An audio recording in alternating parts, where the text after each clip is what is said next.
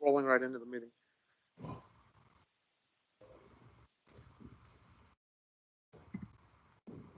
All right, go ahead and call tonight's council meeting to order. Please stand for the Pledge of Allegiance. Allegiance to the flag of the United States, to the republic, nation.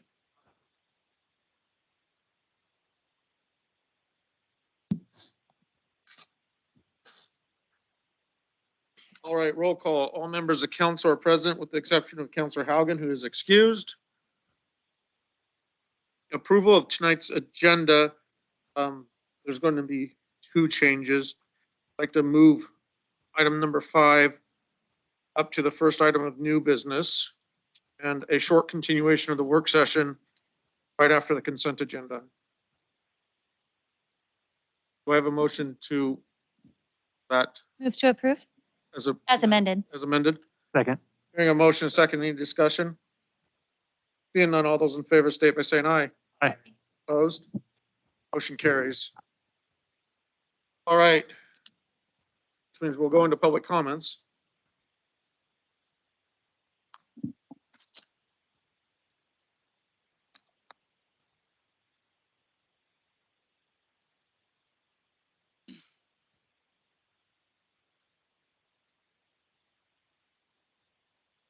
So everyone that wants to talk on 5, I'm gonna let you talk during 5. And so Robert Backus. I'll try to make this brief. So I was listening to the recording of the November 15th meeting, and during the council's closing remarks near the 20-minute mark of the posted video, Councilor Haugen mentioned a discussion he had with Sheriff Pixley and a proposal from the county sheriff that would save the city money and expand the coverage of law enforcement. Councilor McHugh went on to support Joel's comment. However, there was no follow-up or recognition from the mayor, city attorney, or city manager. This brief comment by Councilor Haugen piqued my interest, mainly because the sole pushback for my letter last month and the subsequent comments I made in front of this body dealt with the fact that although we may have wealthy individuals and low poverty rates, it does not necessarily mean the city has an abundant tax revenue to work with. Of course, I'm not denying the obvious that although we may be a wealthy town, it does not mean our city government or schools are flush with cash. So then, when an opportunity arises that would save the city money and improve services, why wouldn't the city jump on it, or at least take the time to consider it? Along with a friend, we reached out to Sheriff Pixley and obtained the PowerPoint and proposal that he was intending to present to the council, but never did. In this presentation, it clearly shows that contract policing with the county sheriff would improve services, reduce turnover, and save the city nearly $250,000 per year. That's over $2.5 million in the next decade. The only difference would be the badge that our officers would wear. I think it would be absurd to not even consider this plan, a plan that was first proposed after Norm retired almost 4 months ago. November's comment the comment made by Councilor Haugen in November and McHugh was the first the public has ever heard of it. This idea isn't radical either. It has been enacted by countless cities in Oregon to much success. Since we are in the middle of a search for a new police chief, I believe now would be the perfect time to take a step back and consider this proposal from Sheriff Pixley.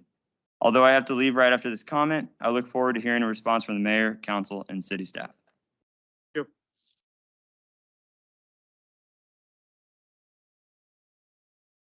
All right. Any other comments that I would like to make, except for people that want to comment on item 5? Get you during that thing. All right. Next item, consent agenda, November 15th, 2021 council work session minutes and November 15th, 2021 city council meeting minutes. We have a motion to approve. So moved. Hearing a motion by Councilor Polling, is there a second? Second. Second by Council President Greisen. Any discussion? Seeing none, all those in favor state by saying aye. Aye. Opposed? Motion carries. Okay, back to the work session with the 911 district. I think we are moving on to number 11. Very good. Number 11, regarding additional other users of the radio system. So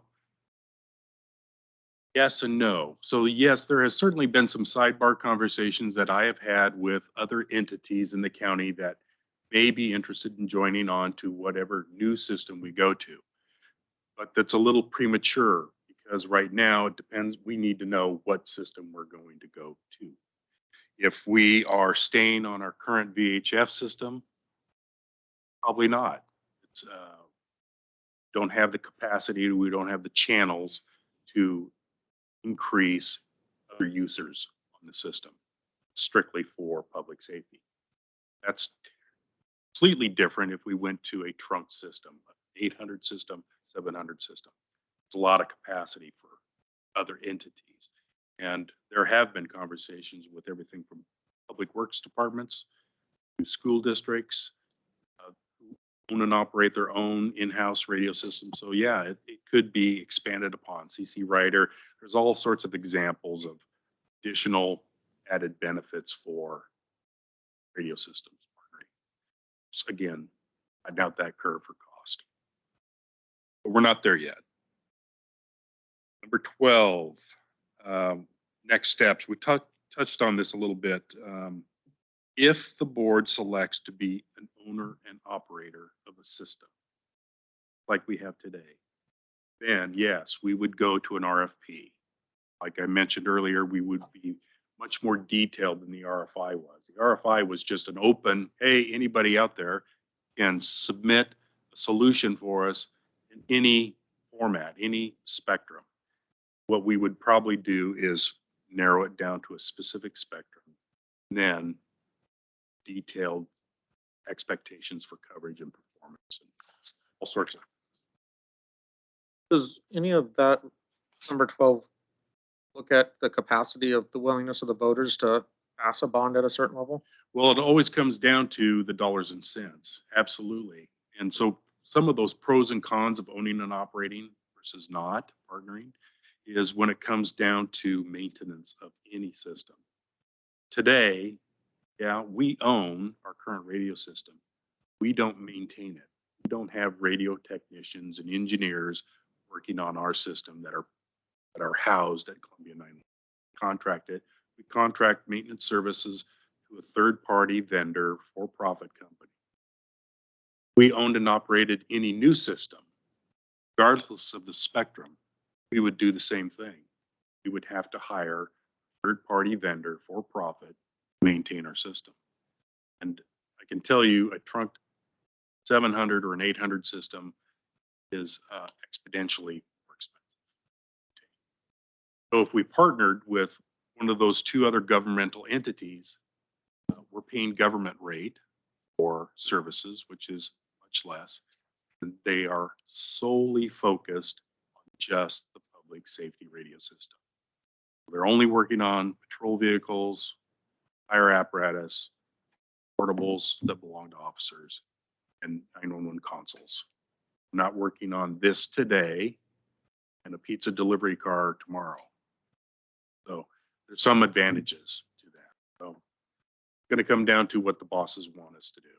Then we start designing the system, which will get us a true budgetary number.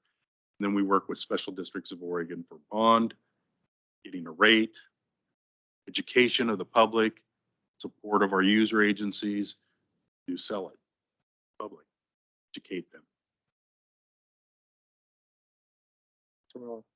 Mike, did I hear you correctly that on the RFP, you would only go out to RFP if we were building a new system? But what about if it was Crest or WACA? Would we still be doing an RFP? No, So 19.5 million or 25 million approximate, there would be no RFP.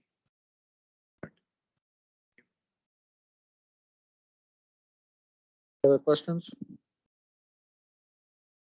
Mr. President? Interim Chief Davis, you had submitted these questions. Just wanted to kind of check in with you on, being on the user board and submitting these questions, kind of where you stand. I mean, you are our user for the city, so. Correct. I think it's very helpful. As you know, I started in August, so I'm coming into this way late in the ballgame. So I met with Mr. Fletcher a couple times to understand where we are and where we're going. Again, what we want is a radio that's going to work, and a system that's going to work for us, the best coverage. And we've expressed that, and I know Columbia 911 wants the exact same thing. So I'm interested to see where we're going to go, what the board's going to decide. I'm appreciate Mr. Fletcher coming here and sharing where we are and where we're going with that. And then Mr. Fletcher had mentioned questions from the user board. This is for both of you. You had the opportunity to share concerns as a user board, and they're going back to federal, independent, something. It's on the tip of my tongue. Federal, and federal will come back, meet with user board. Does that process, that process seemed to feel comfortable to you?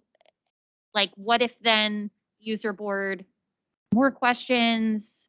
Like, is this conversation going to continue until the user board feels good about the options, or is there just, I want to make sure the people that are on the ground for us are feeling good about this process. So I think there's a couple things with the process. We have to feel good about it, but we're the ones that are going to go to the community and say, hey, this is the system that we need for us, right? So working as a group with Columbia 911, with their board, that's what this is all about, is trying to understand it so we can make the best decision.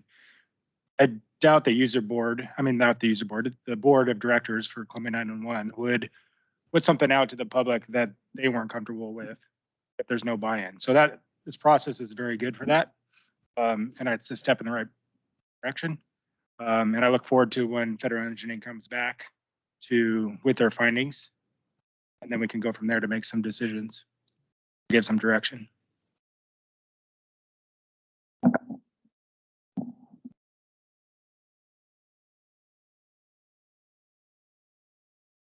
I would agree with what Chief Davis just said. From the fire district's perspective, we're still taking in all this information, and as you could tell this evening, there's a lot of information.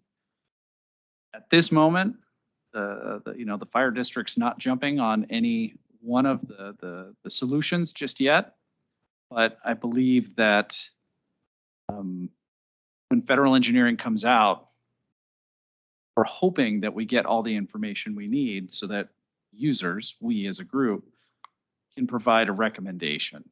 And we really can't do anything until those questions are answered. And we may have more questions, but I can assure you from your local fire district's perspective, we're looking at everything, not just the system itself, but the cost to the community.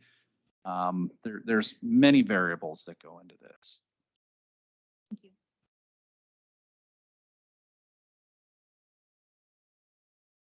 Any other questions?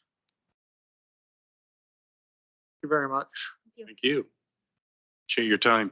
Thank you. Good evening. All right, new business, park restrooms closure. Why don't we get a report from Alex and Dave Sukow first?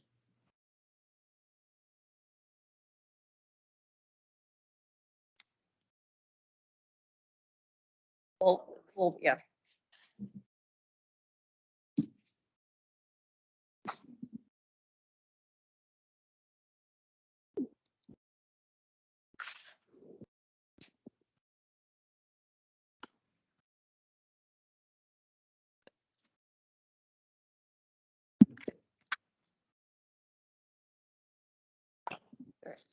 Okay, so I will start this just briefly and then I'll hand it over to the Public Works Director. So recently the Public Works Director came to me and had notified me that we'd had some repeated vandalism issues with the restrooms. Particularly that in one instance, for example, at Chief Conley Park, we had someone who was repeatedly smearing human waste inside the restroom. There was concern about this being obviously hazardous for the community and also for staff who was repeatedly having to clean this up. We also were dealing with for instance, some issues at Turtec Trailhead. Someone had been, actually ripping the toilet paper dispenser off the walls, spreading the toilet paper around, and also I think there might have been someone who was maybe sleeping in the restrooms off and on as well. So I did ask that the restrooms be temporarily closed. I then spoke obviously with the interim chief, and they are looking into these issues as well. And then I did speak with the mayor. He asked that we bring this before you, obviously, as he sets the agenda, and look at what Portland was doing as an example. So staff did go ahead and do that. So that's just a little bit of the backstory about how we got here and brought this subject before you tonight. And then I'll hand it off to Dave so he can fill in with a little bit more detail on some of the issues they've been having. I think he brought some photos and some other things. For you if you We'll start with. And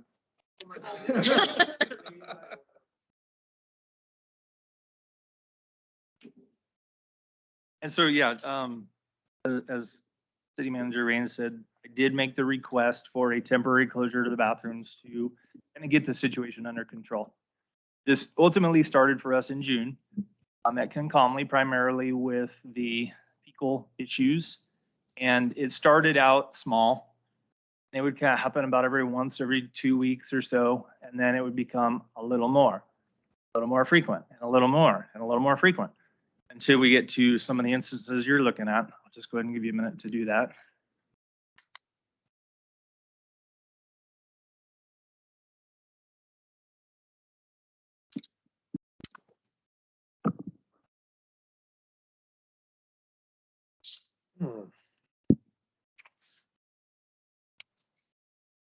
You have, Just let me do you know. have protective Sure. gear that you, Oh, yeah. thank you.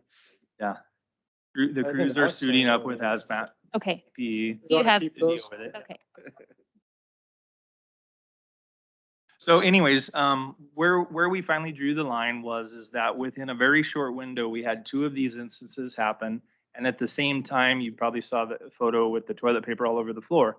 That was at Turtec. So we were having homeless issues where people were lighting campfires in the restrooms throughout the night or using all of the toilet paper rolls for bedding, we're assuming anyways. We've also had run-ins where law enforcement's had to be called out where people would stay in there and not come out for staff. They refused to come out, store their bicycles in there, whatever they would do, they'd figure out just to bypass the locks, just different little things. So what my request was just until we could get this under control or let law enforcement kind of get a handle on it and figure out what direction we wanted to go, we just wanted to do this temporary closure. And that's ultimately where we're at. Just in general, as far as all the facilities go, Veterans has occasional instances. They all occasionally have fecal type matters, graffiti. And Comley's the worst for the fecal stuff. Turtec has a lot of homeless issues. I don't know, just because of where it is. And then Heritage and Miller are just general graffiti issues. That's where I'm at. I think that this is more of a conversation where council wanted to talk about long-term, if there wanted to be a seasonal closure just to get this matter under control, and there's several options on the table for you to decide.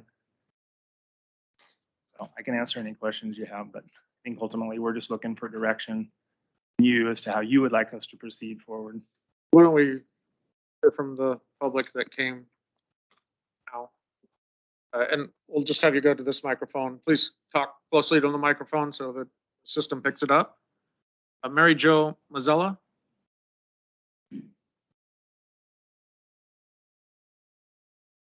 Welcome. Welcome. Yeah, Yeah. that's it.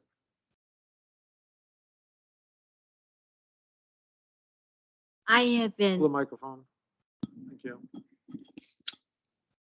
I have been walking in Veterans Park for years and years. We walk with several people and we have dogs. I have 3 little dogs. And one of the things that I enjoy about Veterans Park is the restrooms and the drinking fountains. I have Parkinson's, and one of the disabilities of Parkinson's is you sometimes have a runny nose, so you make sure you have tissue in your pocket. Also, sometimes you have an urgent use for the restroom. So whenever you go anywhere, you make sure there's a restroom available for you. So by not having that, I have not been able to go since you closed them to walk the dog. But I did also was I called. I belong to the Scapus Library Board, and we our district is so big. So I took some cities that in Oregon that are similar size to Scapus. So I called them today to ask them if their restrooms are open if they had a city park. I called Cottage Grove, St. Helens, North Bend, Brookings, Lincoln City, Cornelius, and they're all open. They all have city parks and they're all open with their restrooms. Now, some of them did tell me they had problems with homeless and vandalism, but they keep them open. The one that wasn't open, Dell's, they don't have it weatherized. Their bathrooms aren't weatherized, so they don't have them open during the year. But all these others, cities, they're open all the time. And they said they do have some of them open at 6:30 or 7. They also close at dusk, so they have, restrictions during the winter.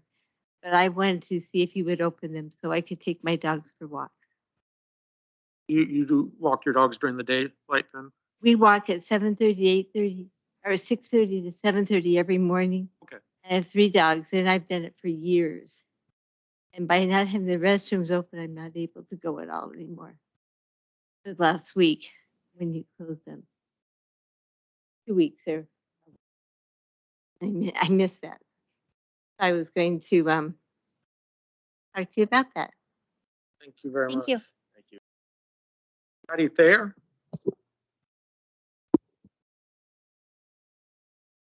I walk with her and these 2 other ladies that are with me, and I just have a question about why they have to, or why you're even thinking about closing them for the whole season. I think that's really excessive. I don't see why. I mean, have the police looked into who they think it is? Is there a chance of putting cameras above restroom doors to see who's going in and out of there? I mean, there should be some solutions that they could try before you just say, close them, it's easier. And I also heard that they hired people to come in and do some cleaning. Our own groundskeepers don't have to go in there and clean them all the time. So I don't know if that was true or not, but I heard that they hired Serpro type people to go in and clean. So anyway, I just wanted to put my 2 cents in and say that, I think there should be a vote too by the public before they just close them. And I see a lot of people that have asked me why they're closed, and people with children and elderly people that walk every day. And I just don't see the reason for them to be permanently closed, is what I'm saying, until next spring. Right. Well, thank you. Thank you. Thank you. Marshall Holbrook?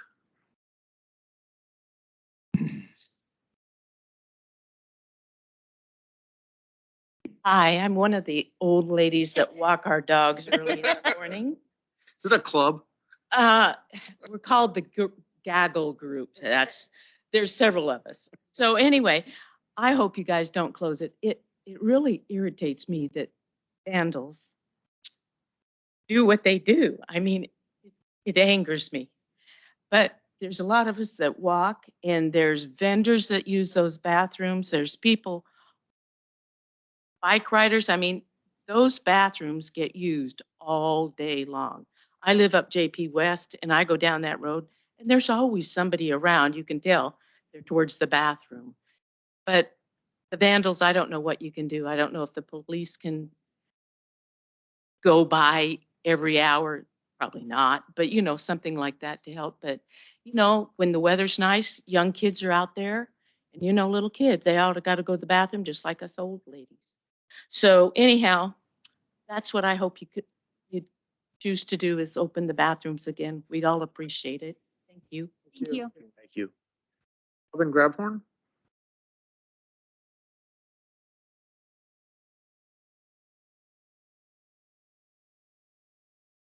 Hello. I'm not part of their group, but I see their group every day when I'm out walking, so we know each other.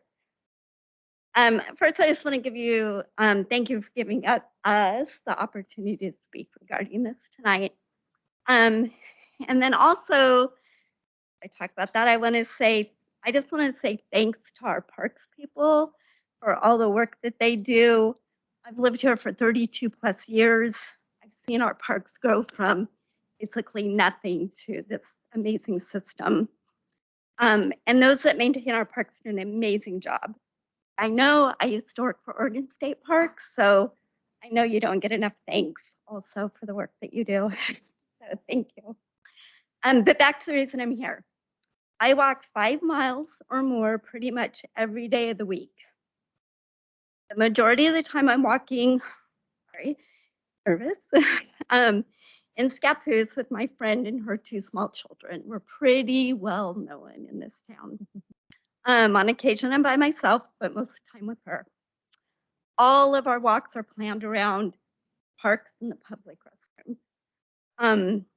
And we walk by them twice because we're always out and back. And there's a reason for that, which you know, old people have to use the bathroom, young people have to use the bathroom, all the ages do. So it's really disappointing to us when 2 weeks ago, all of a sudden, I couldn't use the bathroom. Her little 3-year-old, 2-year-old couldn't use the bathroom. And the sad part about closing them is who are the people being punished? We're being punished, not those doing the vandalism. And there, if any of you live near the parks or down at the parks, they're used. You guys probably know that. I don't need to tell you how many people are in those parks every single day.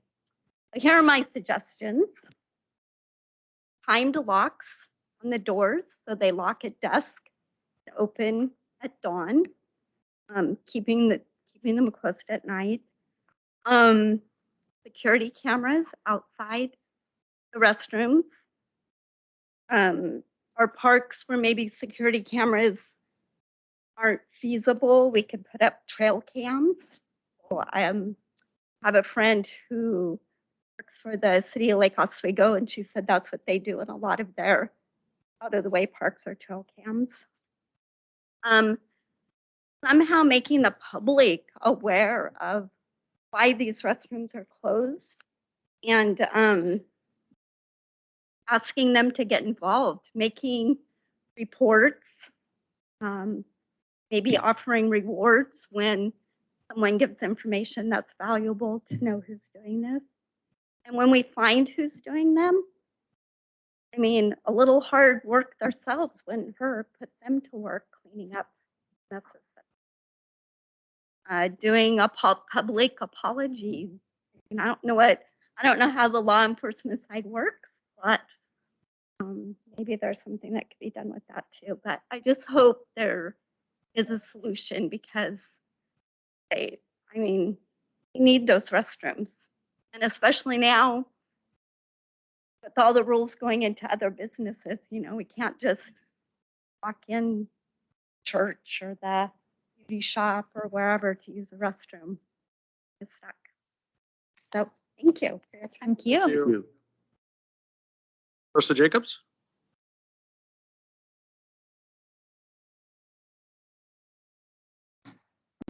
Good evening, council and staff. I've reached out to all of you today and asked you and shared with you the request to have the bathrooms reopened. As you could tell with the ladies that I walk with, as well as our new friend that we do see. We also have several people who don't walk anymore because the bathrooms are not open. Mary Jo is one of at least 5 other people that I know personally that have said, until those bathrooms are open, I can't go use the park facility. So I had an opportunity to review through the agenda, and in my note to all of you, I expressed concerns just regarding that if we're a small town, should we be taking direction from a larger city? Should we be comparing more apples to apples in terms of what other cities our size and scope are doing? I understand and I'm fully aware of the damage that was done, and it's awful and disgusting. However, I hope that we have funds and we have staff and services available to keep those bathrooms clean. Things like this are going to happen, clearly have been continuing. We need law enforcement to help and solve this problem. But we need to, closing when I read through the options, the 4 options and what staff is presenting, I was disappointed not to see that there is an option to reopen and continue investigating. Continuing to keep the bathrooms closed indefinitely punishes and deters our neighborhood, our community from using the services. We're supposed to be out and about exercising. This is great socialization and social distancing. tool for us to utilize. But we do need a public restroom. So I am hopeful that through public comments that you've heard tonight, that there's a robust conversation and hopefully a compromise to get the bathrooms open sooner than later, if not ever. Thank you. Thank you. Thank you. Steve, there was one Is there any more? comment. Is there anyone else who would like to comment? Please step forward, state your name and the city you live in.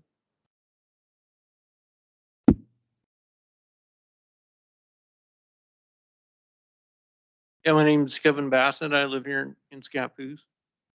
And I'm disgusted by the vandalism in our, that's horrible. But so the public pays for those, for our taxes.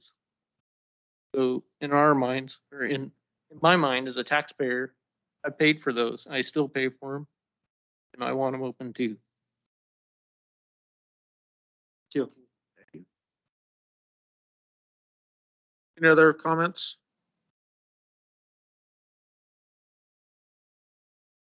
I know that on that picture where the toilet paper machine was obviously destroyed, is that a plastic?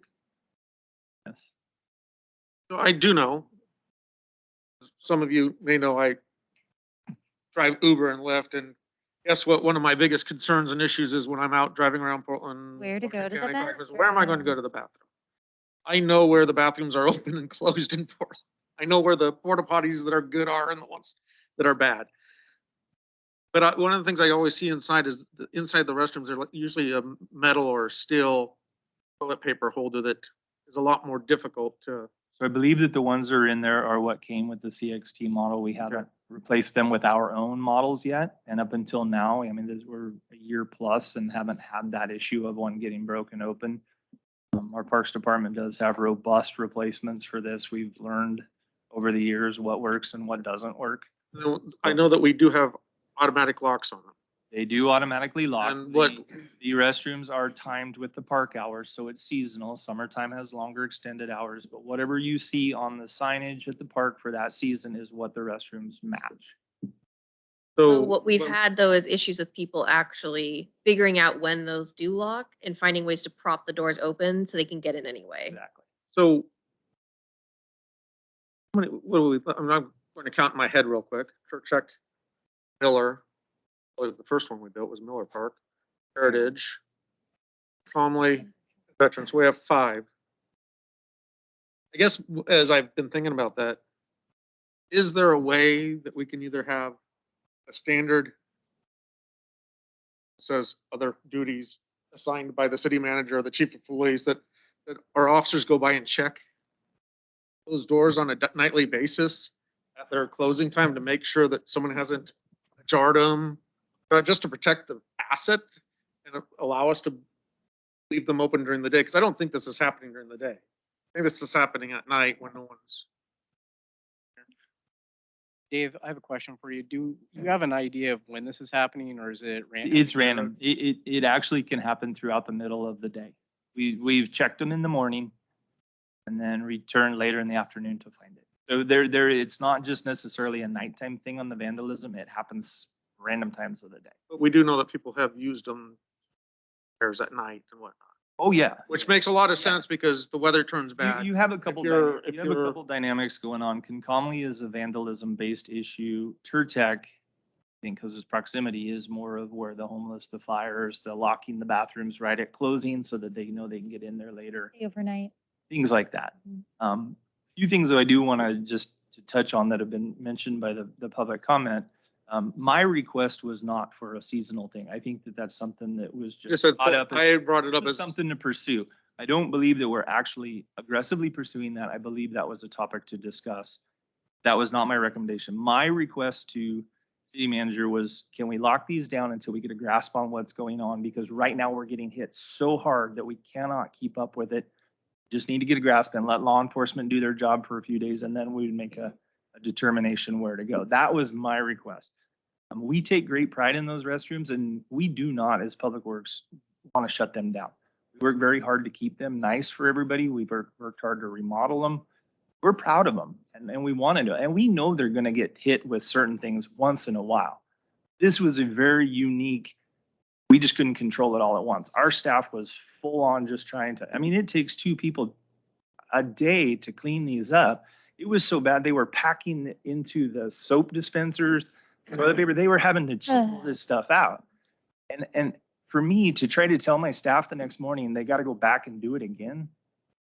The look in their face, you don't want that. And it's just not fun. I mean, it is their job. We all know that. And so for the once in a while, it's so. Like I said, this was a temporary thing to get things under control. I'm even okay if we maybe stuck a porta potty at each facility in the meantime or something as food for thought, just until we get this figured out. I don't know where we're at. I have not talked with the chief. I don't know if they made progress because we knew this was on the agenda tonight. But a couple of things that came up. Cameras are problematic without going to a game cam because we don't have power. We don't have Wi-Fi or any kind of internet connection to be able to monitor them. Game camera maybe, but who's going to check that? I mean, you would have to, those ping every time there's an activity in front of it. You could go through thousands every time a car goes in and out. So for a camera, I think that would be challenging at best. The question about the outside cleaning service, we do not. It's all with staff. We do not have anybody contracted for any kind of cleaning. As a matter of fact, for the downfall to this is even our staff was bummed out because they use those restrooms when they're out working in the field. They need them too, and they're locked out just as much as anybody. So it is an inconvenience for city users as well as staff. And then the other thing just to note though, as far as the seasonal is we do close them seasonally when the temperatures fall below freezing. All of these facilities are not weatherproof to the point that that is a common practice for us in the deep time of the winter that they do get locked out temporarily. So just to touch on that. Questions, I guess? Mr. Mayor? Chief Davis. Yes. My employer, we've used trail cams as well to try to find individuals that are doing things that are detriment to our campus community. If we were to use something like that, you obviously cannot have a camera within the facility. Correct. It would be outside of the facility. But if you saw a picture of somebody go in at 11 p.m. at night, let's say it's between park hours, there's no proof that you would be able to utilize to say that they were the ones that caused that vandalism. I mean. And that's correct. And that's where we're running into. We have had some leads where people believed maybe some people might be responsible for these. On one occasion early on, I think it was in September, we contacted a male out at the CZ Trail after the Public Works called us. And he was inside there, and I think that was the one that wouldn't come out after a long period of time. So we dealt with that on that individual basis. On the other ones, we're getting reports after the fact. So a couple of things. The locks can be defeated. So if you go in there and you defeat the locks and you shut the door behind you, it's going to appear that it's locked and no one's in there. So short of opening them up with keys, someone could still be in there. A lot of they've figured out to leave before Public Works is getting there or police have checked. We've increased our patrols. And you're correct. If the cameras are out there, someone goes in there after the hours, that's one thing. But if someone goes in there and there's multiple people going in, we're not getting the reports on that next citizen going in there saying the bathroom's been vandalized. So we could have multiple people in there since the vandalism. So we're asking the public to increase their awareness and report if there is someone causing vandalism or if they witness vandalism, because we're not getting those reports until Public Works is coming to clean those. I'm not aware of any citizen calling to report, besides early in September of some kids over at Veterans Park doing some damage. Other than that, I don't know of any citizens that we've received reports of the damage that's been coming from Public Works. So yes, if we can get more information of people that are actually doing it or they're coming in there and witnessing it, we could probably narrow it down. We could speculate on a few that may be doing some of this. But again, without evidence and them admitting to it, don't have any leads other than that to follow up on. So what we need to do to solve these is the public to get involved. That could be increasing their public watches, neighborhood watches. There's all neighborhoods around these parks besides the CZ. I've seen other jurisdictions use park hosts. So there's always someone at the park maintaining these that are always watching this. So that way, if someone is in there after hours, they're giving real-time information back to the police so we can go deal with that. As you can imagine, we have calls for service while this is also going on. So we may be responding to a domestic. So going at closing time to check the doors isn't always feasible. We can go check the parks, and we've increased our rounds and keeping an eye on the parks. We're having some issues over here at Heritage Park. We've contacted one individual. We can, if we identify these individuals, we can trespass them from the park, which we have with one individual.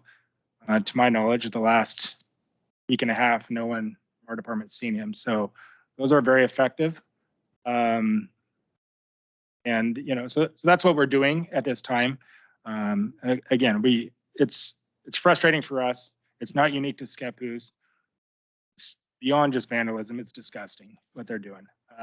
And you know, so it's frustrating for us that the public works is having to deal with that. It's also frustrating for us that the public no longer has a restroom to use because one or two individuals might be causing all the problems for the many of people that want to enjoy it and are using it and taking care of it.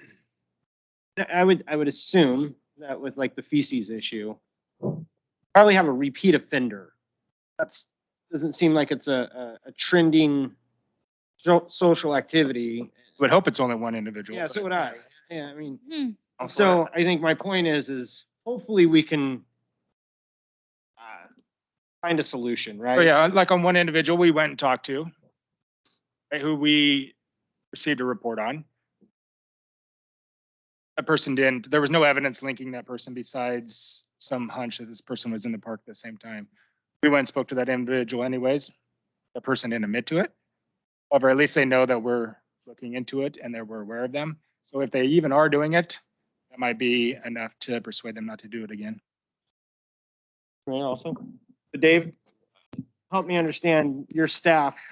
How often are they at the bathrooms? Just on a regular, not pertaining to this? Twice a day. So they check them first thing in the morning. 7 a.m. he gets in his truck. He makes his rounds to all of them right before 3 o'clock between 4. He makes the rounds again. Make sure toilet papers are stocked. Everything's clean and usable for the evening. Especially with COVID, we were doing the twice wipe downs daily and everything. You know, and the sad part about this is there's a signature that this one person is leaving at each instance. So we guarantee it's one person by their little signature that they do. And the sad part is right now they're getting the attention that they had hoped to get from this whole thing. So they're getting the gratification for what they wanted to do. So it is sickening, but how do we move forward? That's what we need to decide. As the 5 restrooms, obviously, I think the ones I think that if we're going to do like a temporary portable, I say put that out at Turtech Trailhead. Just because of its likelihood of being used and where it is, it's kind of out of the way. I think the ones in our area, it's easier for people to keep an eye on. I think there's more people walking past those. And if we keep asking for the public help, and I would he's agree leaving a with- signature, I at would agree least with you. when we catch he or she, there's a signature, so we'll know he did every one of them. It's how they catch vandals that are, or would use spray paint.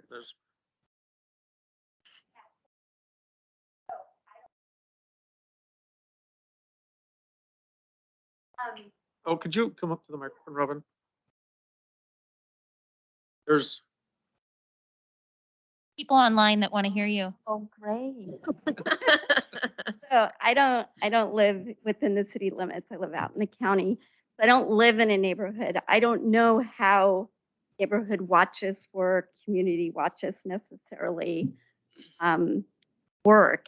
How can how can the city and us in the community get the community involved to be watching this? I mean, obviously, you know, the 5 of us, 6 of us that are here tonight, that's something we're all keeping our eyes on. But how do we reach out to the community to make that happen? So you see somebody and you make your report to the police.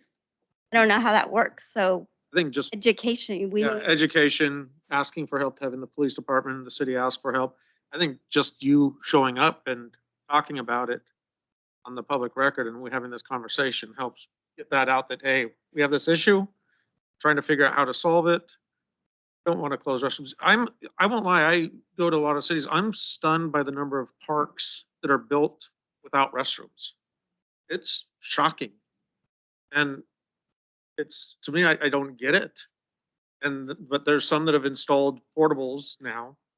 But it just, I was stunned that so many communities don't put restrooms in their parks where we've put one in every one of our parks we build. So it's, I mean, I don't know what council's wanting to do. Well, I think Public Works and Alex brought this to our attention to make us aware of it and also that for direction. And my feeling is that we keep those restrooms open. Now, maybe an exception could be, Turtec with the porta potty kind of deal. But other than that, I think we keep those restrooms open because they do serve a purpose and we figure out how to solve the problem. We're not going to ever solve it entirely. It just won't happen. It doesn't happen. But it is not a unique problem. Everybody that has a park has a problem like this somewhere. And Portland should not be our role model. They don't deal with homelessness very well. I'm not sure they have great parks, but if all the restrooms are closed, I don't think they're doing their community a service. I think one thing to be really helpful to us is, and maybe I'm not understanding the whole thing, but those doors close at certain times, right? And the restroom doors and they lock. It's automatic. We don't have to do anything. Well, is it possible for the police department just to double? I think Mayor already mentioned this, but to go around there sometime after that time and make sure those doors are locked. I mean, it's they're making the rounds anyway at about that time of day. Now, if there's an emergency comes up, this is not a priority, but there seemed to me it's real possible to make sure those restrooms are locked at night. That would solve a lot of our problem right there, in my opinion.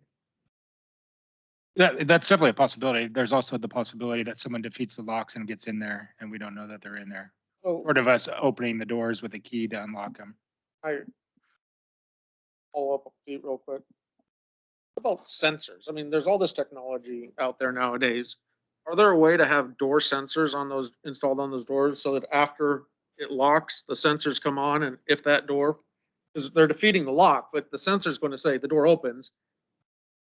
I have friends that you sit with, oh, someone's at my door. I've got the ring on. Oh, it's a delivery person. I think that might be, I mean, I'm just looking could for be a possibility. That would be something that Public Works would have to explore. My understanding is there's no power. So how's this going to, how are we going to get that? There is power. There's obviously not internet type connections. That would be something that would have to be figured out, how to get that capabilities in there, because each one would have to basically have its own alarm system. It's definitely something we could look into, but it would be, an added expense, but. Really like the ring system. I'm just using that as the example. Yeah, but you have to have Or- Wi-Fi. So we would still have to have internet connections at each of those facilities in some fashion. There's, go ahead. So a couple things come to mind here. If the restroom is soiled, so to speak, that's going to make the restroom unusable anyway. So I just kind of being objective here in the different scenarios. And I wouldn't imagine that you would go use the restroom if it's soiled either. A couple things I'm thinking about is I think there is commercial locks that do sound like an alarm if they're defeated, like if the latch doesn't lock or something like that, that might be an option. As far as the police department going by there and not having to actually look inside, the in-use thing, not in use thing might be just a simple indicator, and that's mechanical, not electronic, so you don't have to worry about a battery or anything there. If the restrooms are being vandalized all the time and there's a biohazard inside, nobody's going to want to use them anyway. So that brings me back to not for the seasonal locking, but the temporary until we get this solved does sound like a reasonable and realistic solution. But with that, is there any leads about who this person may be? It sounds like there's not, but I just want to directly ask, is there any leads? Early on in September, we contacted an individual out at, I think, the CZ Trail. So we've identified that person. The other ones, we had one at Chief Conley Park, and we followed up with that, and there was no evidence linking that person besides someone that saw them in the park during about the same time. So there was no evidence, physical evidence for us to go on in there. So we still contacted that individual, and they didn't admit to it. So just clarifying, the bathroom's already locked at a certain hour. Okay, and then potentially being able to do some in-use indicator or something like that, so there's not somebody can see if there's inside or just open the door and see. In case it's locked. The trilogy locks that are on there don't have that capability. Okay. It's all built in. There's no separate dial indicator. And even if there was, it wouldn't be in. You can't get that feature and the electronics. So you're gonna have one or the other. You're gonna have a deadbolt style in-use indicator, but they could leave that in the open available position and still have the electronic locked. So what about, is there any sort of, there has to be some sort of timer where if somebody doesn't exit the restroom after a certain amount of time, something goes off, there's some sort of, I'm thinking about like the 119 decibel alarms that are gonna make somebody. We do have two systems within the city, some that we purchased, some that came with the CXTs. The CXTs don't have that feature. The new ones that we bought for Heritage and do. They auto release at 20 minutes, something like that, minutes. Because of that, because we've had people hit the lock, walk out and think it's a funny prank, and then the restroom is inoperable for the rest of the time until Public Works gets back to it to realize that this is going on. So I was trying to think of some different creative solutions. Oh, I because appreciate Obviously, if the restroom is soiled, I don't know if you folks have seen the bathrooms and the damage, but on one of those pictures, there's a thick layer of feces smeared around the toilet seat. Nobody's gonna use that bathroom. So we either have the issue of it being closed and prevented, that type of damage prevented, or it's not usable because it's vandalized.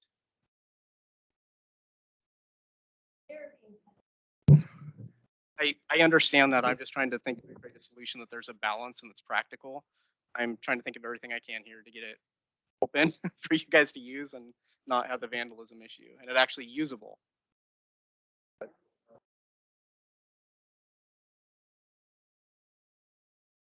All I'm saying is a big sign. There's DNA involved.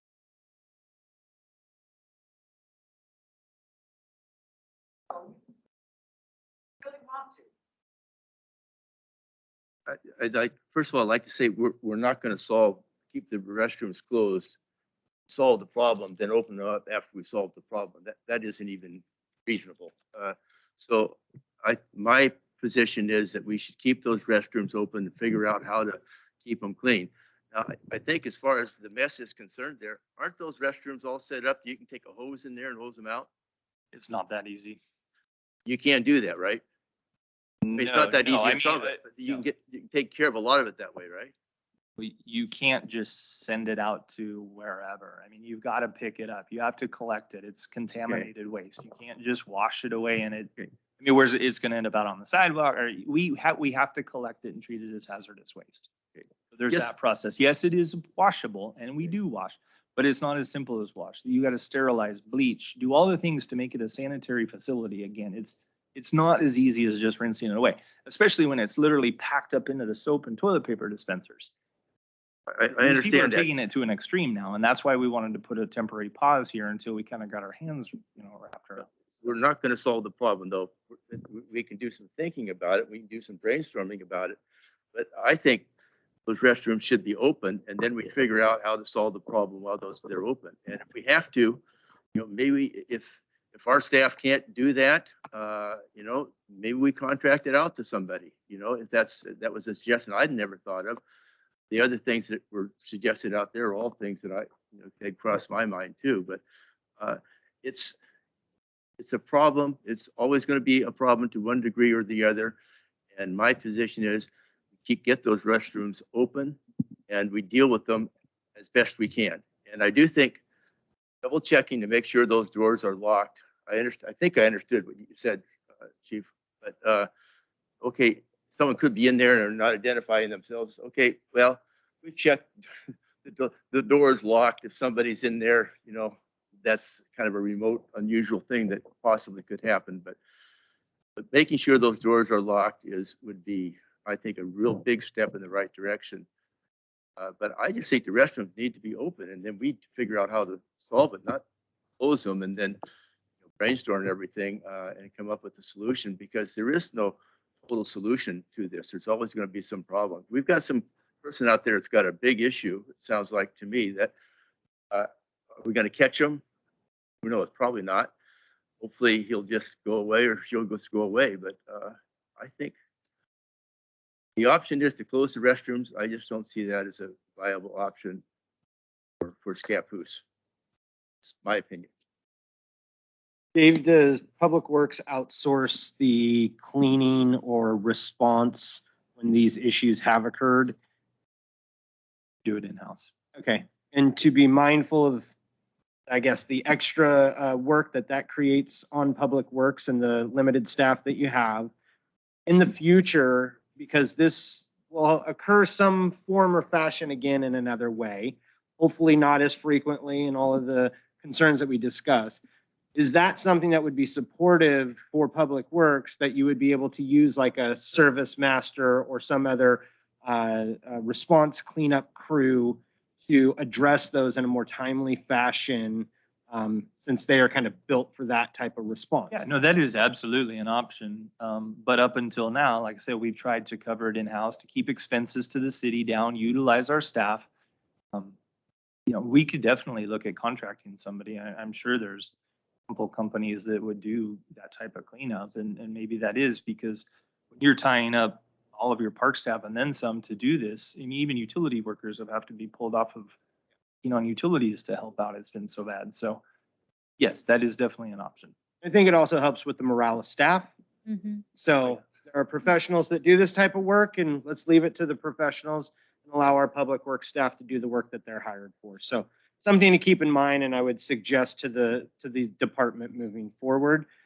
Granted, yes, there will be an extra cost associated for that service, but probably a good investment for the city.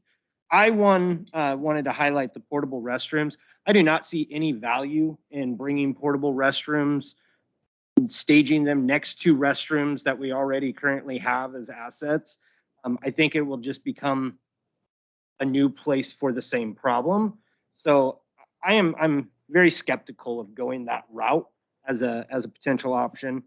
To the public, I agree that we want to have these doors open. We want to have our public assets available for use.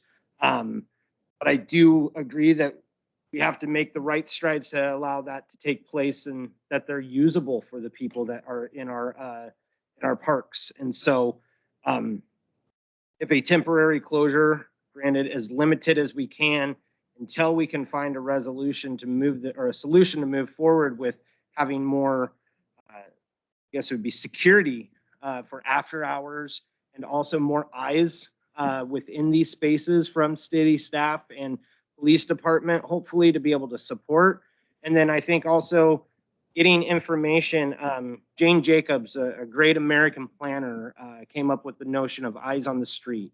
And it is the idea that we as community members need to be working in concert to create spaces that we want to be safe for all. And so I think that there are options for us to educate the community on, if you see something, say something, to at least get that information into the city's queue, and that there could be that information shared to those that need to be recognizing of it.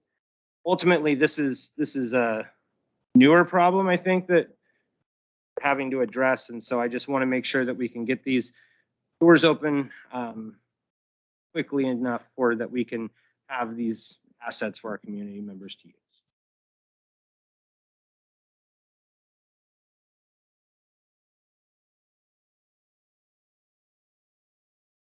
Yeah. So Marissa,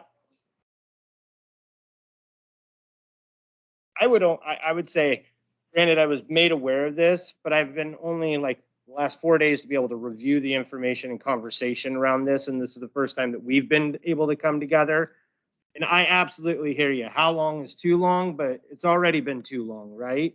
And so I still think that's part of the discussion that we're trying to have here tonight, is to better understand what is the fastest turnaround to get these restrooms back open. Alex, do we have like money in the budget to be able to hire a crew to take care of issues if there are issues that we need to? I mean, it's certainly not something we've budgeted for because we hadn't really anticipated this issue. I would hesitate to say one way or another for certain that we do, or don't have the funds. I'd want to sit down with Dave and at least look at the parks budget. I do think that could be a good solution. Because yes, I think, particularly at least for me, having staff members come to me and say, wow, thank you for closing those, not because we want them to be closed or inaccessible, but because we are so tired of having to clean up those kinds of messes.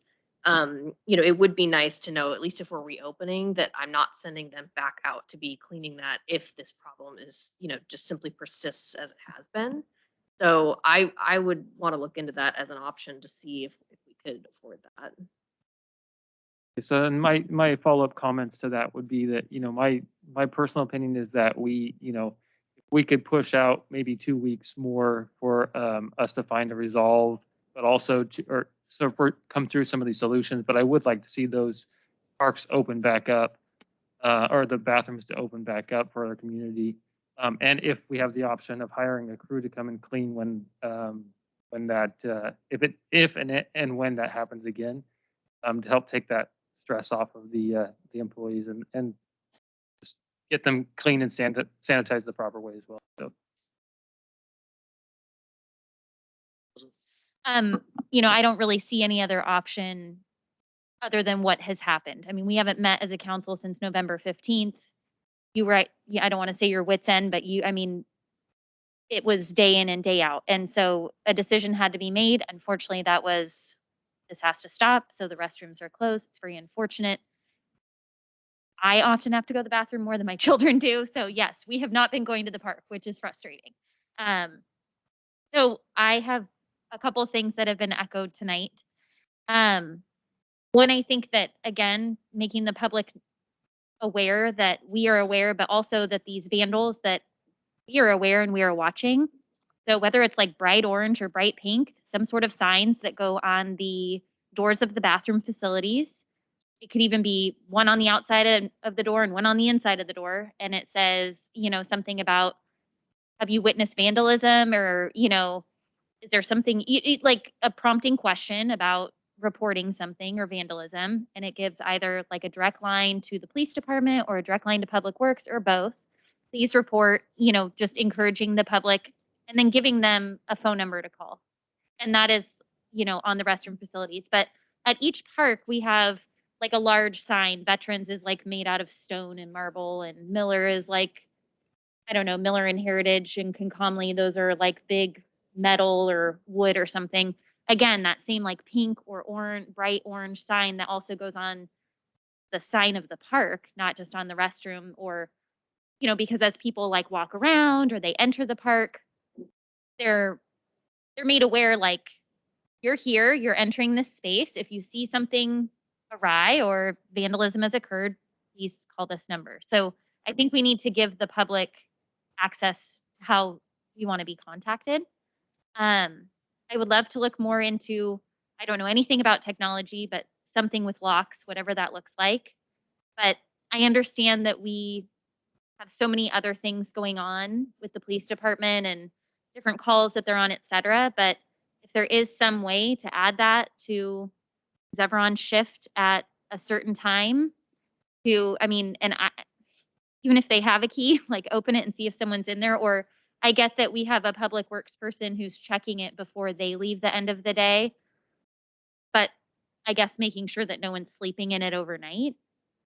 But again, that's just, we have it. I am very much in favor of outsourcing cleanup. Originally, I had thought about doing, that the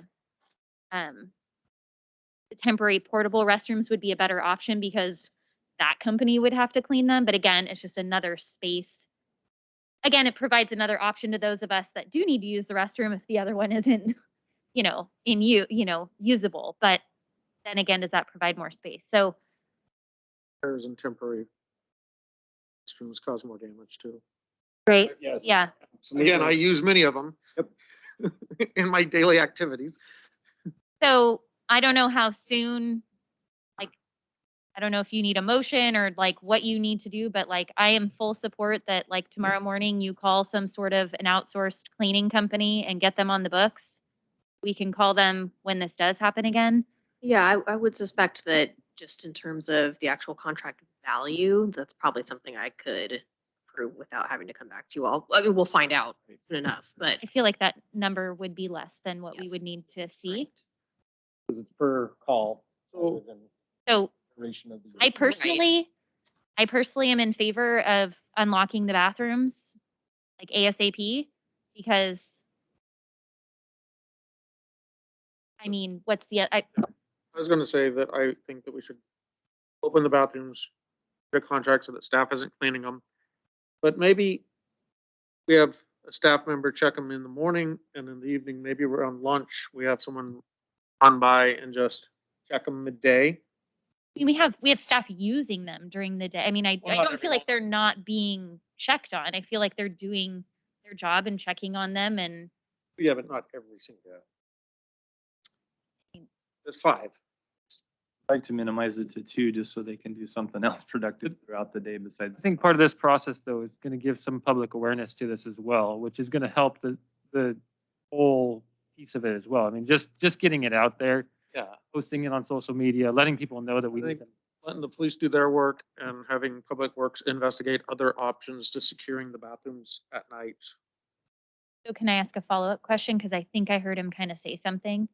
You're saying not open all of them? Well, we have a few ideas. I've talked with the public works staff, but the other thing I wanted to reiterate to go back is that my request was merely to give law enforcement a chance to kind of get their arms wrapped around this and come up with some solutions before it got worse than it was, because it was really bad there at the moment. So yes, we're fully prepared to reopen them as far as public works is concerned too. But what we were thinking based on what history for certain facilities are is maybe we only open 1 or 2 at veterans, not all 4. If there's a need to necessarily do that in the winter hours, you don't have the big sporting events, you Yeah. don't have all of these Yeah. things to potentially, so you're minimizing some of your exposure for Sure. risks. And so we were thinking minimize that, but go ahead and get those open right away. And calmly, we're still kind of in a pause mode until I at least talk with the chief and figure out what we're going to do, because that's the hot spot for true vandalism. I tend to agree with the mayor, though it may be a portable restroom just at Turtec, only because they're using the facility for sleeping. Mm-hmm. Not going to sleep in a porta potty. You're less apt to. You may, if you're desperate enough, I suppose, but that's the problem we primarily have going on there. And so if we just did that, it would be the same as down at Chapman Landing. We'd have 2 porta potties on the trail, 1 at each end. So we're still facilitating people's needs as best we can. But until we have a chance to fully combat the homeless part of it or whatever's going on there, at least we're taking a measure to both, find a balance. That's why the porta potty was mentioned, especially out there. So that's our thoughts is we haven't really had any issues at Heritage. We're good opening these. We're good opening veterans. We haven't had any. Miller gets hit once in a while just because of its kind of remote proximity. But it's, again, those are all things that we're used to dealing with on a daily basis. It's primarily the Concomly and Turtec that were our hot button. Like put the panic mode to just pause for a minute, let law enforcement do their job, then revisit this. And that's kind of where we're at. So. No, I completely support the idea of not every stall needs to be open at veterans. I think limiting the space, not to say it's fine, people have to wait in line, but if there are 1 or 2 open, I think that's sufficient. You're right, it's not the summertime. I'm gonna leave it to like your professional judgment that if you feel that a porta potty by Turtec is maybe gonna deter that behavior, I just think that restroom option is needed. So if we think that that is going to be better. The seasonal discussion wasn't my thing. I think that because of this, For the triggered the brainstorming. time to have the discussion about it, but I don't fully know the story there. So I think I'm unanimously hearing what you're saying. So, I mean, I don't even think we really I need don't a know. Some motion. I think people that wanted it still closed for another couple weeks. I think one way to help law enforcement and public works is maybe changing the hours that the restrooms are open to. So that way, when public works, say, leaves for the afternoon, instead of having the electric locks where people could defeat, that maybe we can change those where they are locked then, and then we know. I mean, it's wintertime, 5 o'clock, say, it's dark out.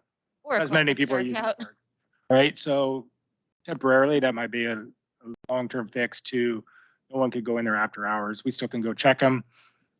That's not a problem, but maybe that's a solution for the ones that we do open, that we just change those hours and then they are open at whatever time they start, 6, 5, 7 a.m., whatever, and then they're closed at 5. And that needs to be made aware to the Sure. public, like on the door, like this restroom is open between the hours of this time and this time. And I do like your sign idea. I think that's great. We can push that out on social media. It'll be shared among the other groups here in Scapus. So I think that would get out really quick. Something very simple of see something, say something. Because right now we're not having the public reporting the damage, right? It's the city workers that are finding it. So Primarily, it was our folks that were noticing. I'm sure other people are walking in there, they're disgusted, and then they're just walking out and there's no reports. So we can't catch the person that did it. At least we can get it cleaned in a much timelier process. Well, the nice thing of, we only open half the bathrooms at Veterans is that if one does get vandalized, we still have others available. So, So if they don't get hit. yeah. So I like that. I think I don't even know if we need a motion because it's really, I think that I think the only thing, I mean, this is, just for but if direction. there was a motion, probably would be to tweak the hours, because right now we're following just the city ordinances.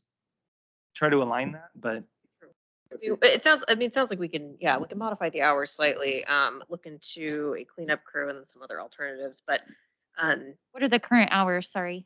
well, they mirror the park hours, so I believe in the winter it's at 7 that they are locked. yeah, I think it's 7 to 5 right now. And The automatic lock goes on and off. 7. Correct, yeah, so the hours fluctuate. Essentially, we kind of, built in with the code that they fluctuate essentially with daylight hours or close to, so the locks mirror that, so there is some adjustment between summer and winter hours.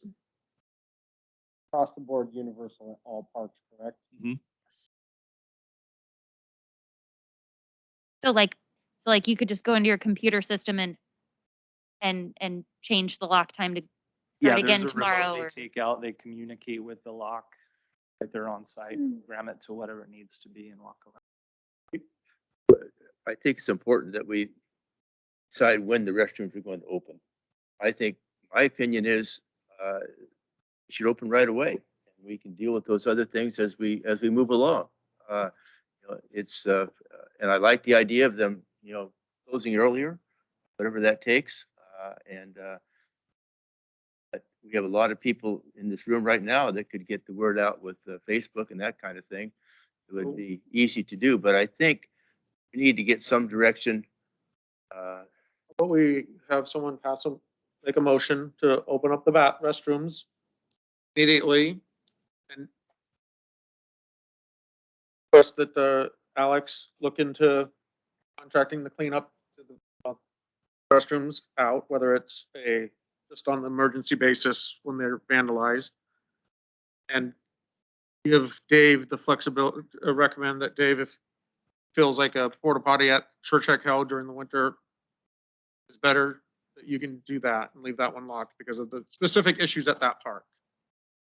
people have to be aware that restrooms will be closed when these situations are occurring. So if they find a restroom not in use, it's because we haven't closed. It's because the vandalism has occurred. We're not going to allow it to be open for people to use. Closed for maintenance. Yeah. Still gonna. Yeah, I agree with that, but what are we looking at? How long does it take to do that? Are we looking at, weeks, or we looking at days, or hours? I Or mean, what? I'm gonna trust, I mean, you don't know how bad it's gonna be day to day. I don't like to We're gonna leave be just using totally a open third ended. party to come do it. We're at their discretion, whatever their schedule is, Right, that's what it is. We can't control that. Most of those are usually fairly responsive. I mean, it's like a company who would respond to a house fire or something, if that's who it ends up being, Serve Pro or somebody. Mhm. I assume it's gonna be that day. By the end of day, they would have us back up and running, but I can't say that with certainty because we don't know who that is or how busy they are. So that would be the only variable to that, but yeah, please understand, we want it open just as quickly and as soon as anybody else in this room, I guarantee it. So we'll do everything we can to find somebody who is responsive. Yeah, motion to open them right away with the adjusted hours. the winter. I make a motion that we open the restrooms as soon as possible, which would be like tomorrow or the next day. There might be something that has to be done that I'm not aware of, but that we open the restrooms, and the staff, they're already thinking about how to solve this problem, that they just continue to move forward with the best way to solve the problem. We've had some good ideas here, and Alex will follow up on some contracting services. So my motion is we open the restrooms as soon as possible and allow the staff to solve the problem as best they can. With the adjusted hours. With the hours adjusted to 5 o'clock. Yeah, right. Okay. Hearing a motion from Councilor McHugh to reopen the bathrooms, trust the staff to implement solutions to cleaning or other solutions that would be necessary by keeping them open, and to adjust the hours to, I believe it was 5 p.m., 7 a.m. to 5 p.m. I think currently it's open at 8. Well, if we're going by Public Works hours, they were from 7 to 4. We have some early morning walkers, so we're okay 7? with the Good. 7. Yeah. As stated, we know. Do I have a second? Second. Second by Councilor Polling. Any further discussion? Seeing none, all those in favor state by saying aye. Aye. Opposed? Motion carries. All right, next item, events update, Mr. Isaac Butman. Mayor, Council, thank you for having me here, brother. Huh? Yep. So just following up on the November 1st council meeting where council indicated they would like staff to continue working towards a annual event for the city of Scapus this coming summer. On November 8th, we initially met with Treadway Events, who did the 100-year event, and talked to them. And on November 30th, they brought back some concepts for potential events. Those vary in scope, and they also vary in budget. And so we asked them to be here tonight to present those 4 different concepts so you can see it from them and they can answer questions on that. Really working for feedback on the content and concept and potentially the budget. So I think Brandon Treadway is on the line and he's going to go ahead and. Yes, I am. How are we doing? Thank you, Isaac. I appreciate it. All right. So my name is Brandon Treadway. I'm with Treadway Events. I'm the president and creative director. Charles Grant is here as well in attendance. He'll be listening in on this presentation here as I share my screen really quick. All right, there we are. So Treadway Events is a full-service event management company. We handle events big and small in all of Oregon and Washington. And as Isaac mentioned, we had the opportunity last August to produce the Centennial Celebration. Through that process, we got to know a lot of the great community members, and our entire team really enjoyed coming up to Scapus, spending time up here in the meetings, and really getting to know a lot of the community.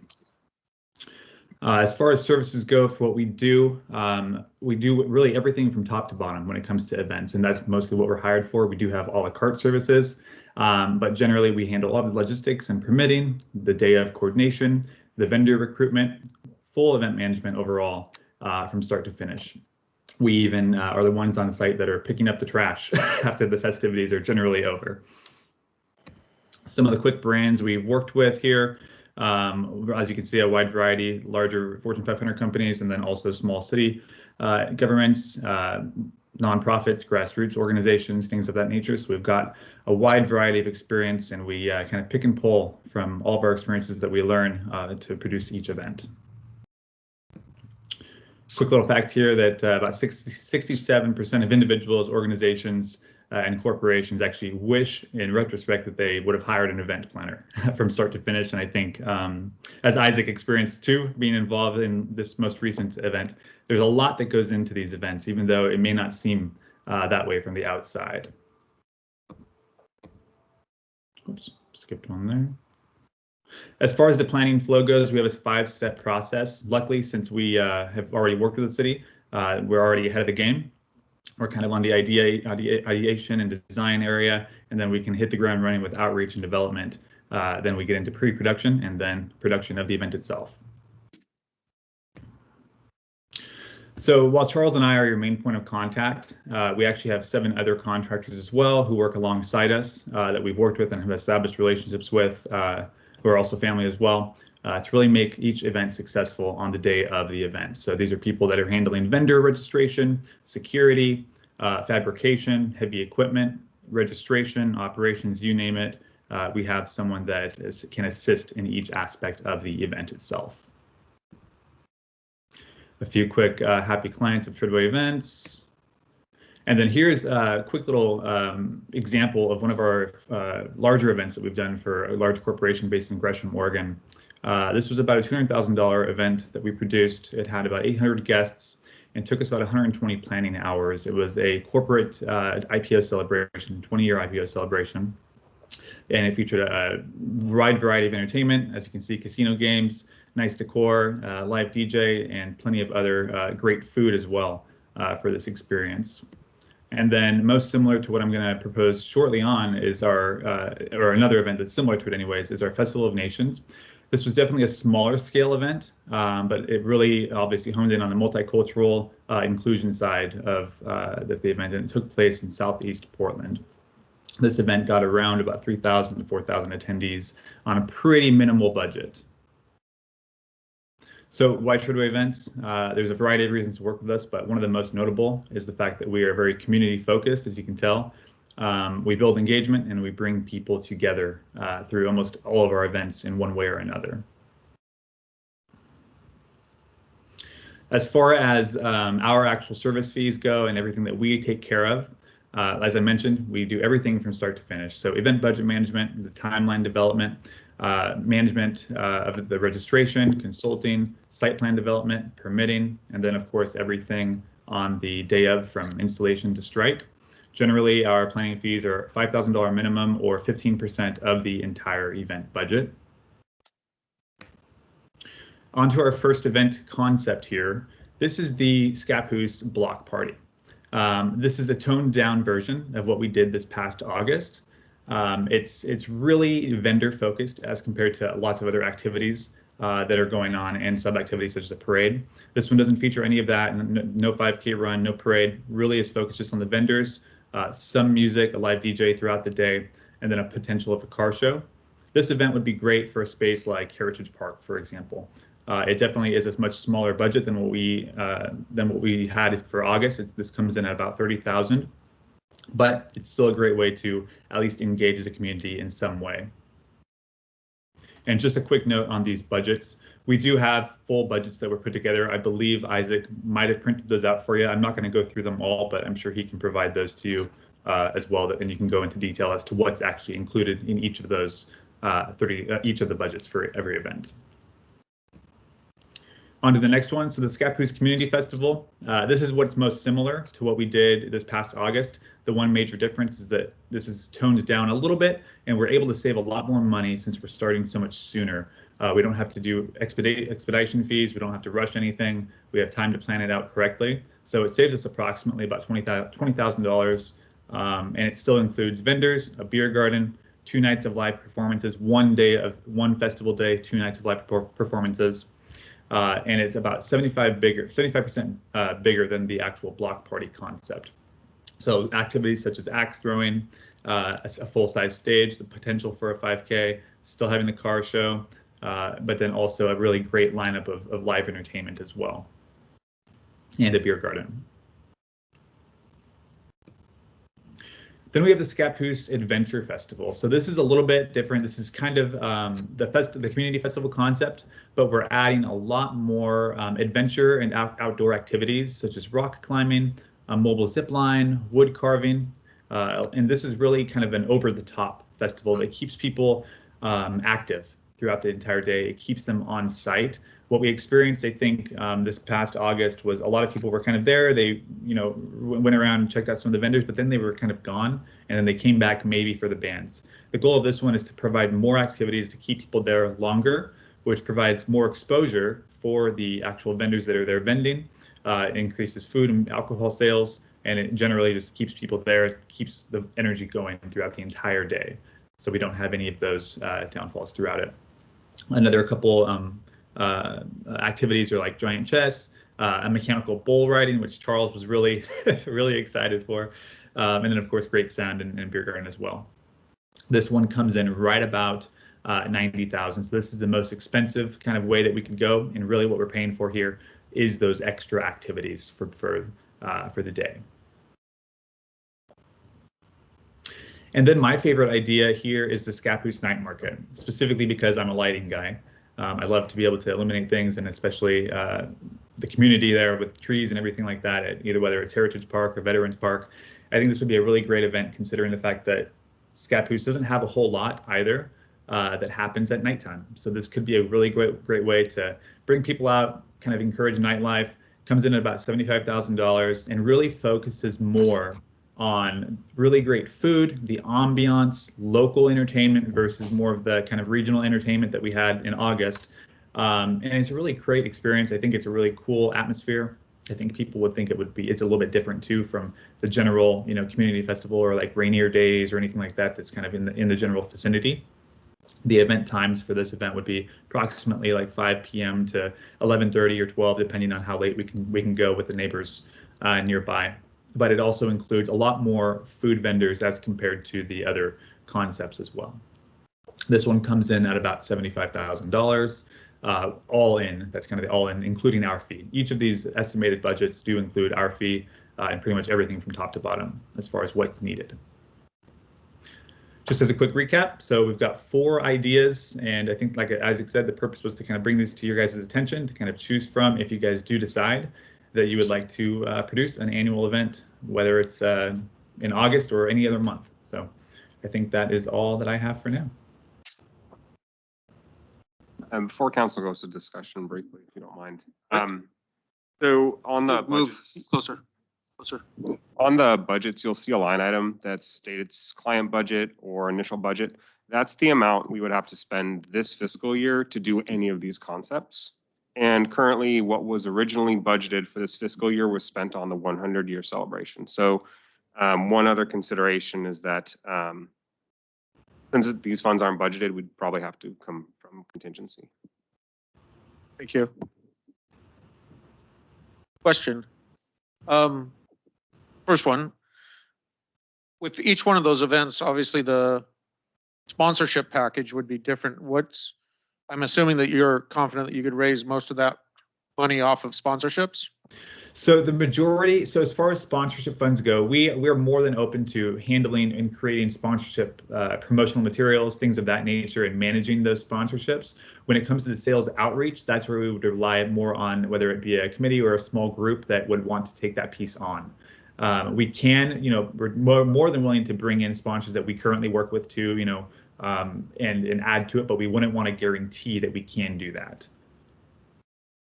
Some of the cost recovery does also come from the vendor fees, which we significantly reduced for the 100-year. I think we charged $20 for a booth for 2 days, and that's about a third the going rate of a single day at other festivals.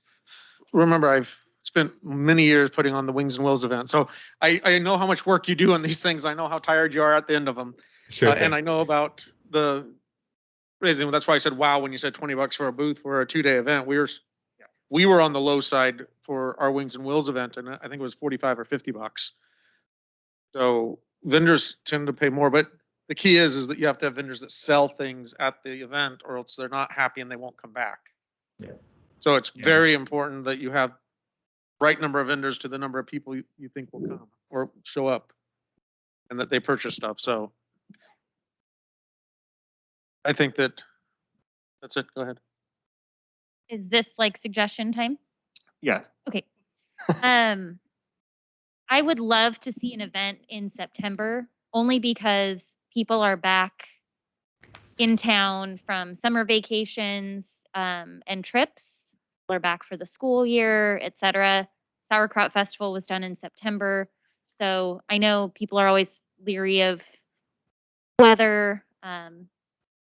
September weather's still pretty decent. I mean, even if it's the next weekend after Labor Day or something. But I know a lot of people that miss the 100 because they, had family trips or were out of town. And then I would prefer it just as a 1-day event, not spread over 2. I feel like there were lots of things we took away from the 100, and I feel like maybe consolidating it into a big bang kind of a thing, an all day into a night would be nice. I personally stray away from the night market only because we are a very like family friendly community. And if I'm going to do something, I'd want my kids to be involved and the whole family be able to attend, and something at night late like that doesn't really, I don't know, meet that clientele specifically. I would love, I'd love a lot of things. No, I'm just kidding. Sorry. I think a mesh between the block party and the community festival. I'm having a hard time looking at the budget between the block party and the community festival, and thinking like, okay, well, Counselor Haugen made a comment to council like, if we could do just the block party, but have like the high school take the lead or something on a run. I'm just not quite sure, like cost wise, how we go from 30 to 70 just because we wanted to do a 5K or something, or why, how much really is it to organize a bounce house and some axe throwing? You know, I think that community festival was projected to go over 2 days.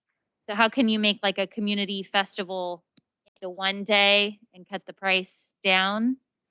Because the block party is the one day thing, but adding some of those fun amenities like the music at night, the activities during the day. Here at Heritage Park, there were like lawn games and just things for families to do, if that could be wrapped into it. So I'm looking for a block party with a community festival. I hope I'm not being like too demand. My opinions have been said. Thank you.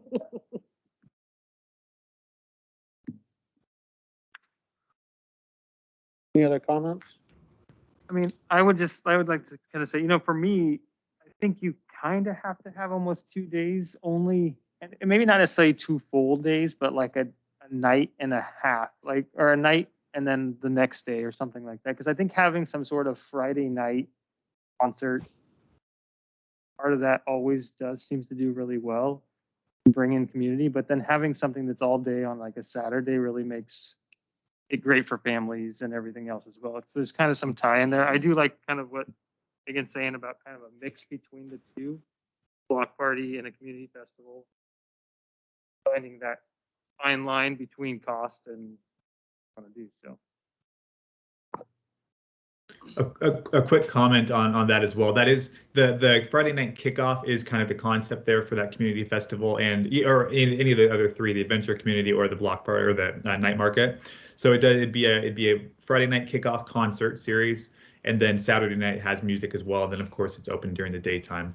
A lot of the cost that comes to play from the block party versus the community festival is the size of the stage and the entertainment. The entertainment budget is at least 10 to 15,000 by itself. The stage is another 7,500. So that's where a lot of that other cost comes into play. On the block party concept, there are ways, you know, if we aren't advertising a live concert, right, or live music, we can say performances by local entertainers. That's a way to kind of still have that there, but reduce a lot of that stage cost and the talent buying cost of it. But that's the major difference, just so that you guys are aware between those two. If I recall, the two main bands were both local bands. Yeah. They're just expensive. Yeah. They're just highly successful, so. I don't know if you need 2 full concert nights, but I like the idea of a night event and then a day event, whether that's all packed into one Saturday or split between.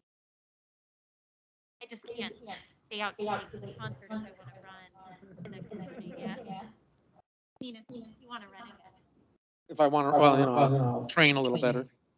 For me, I do gravitate to the most expensive one.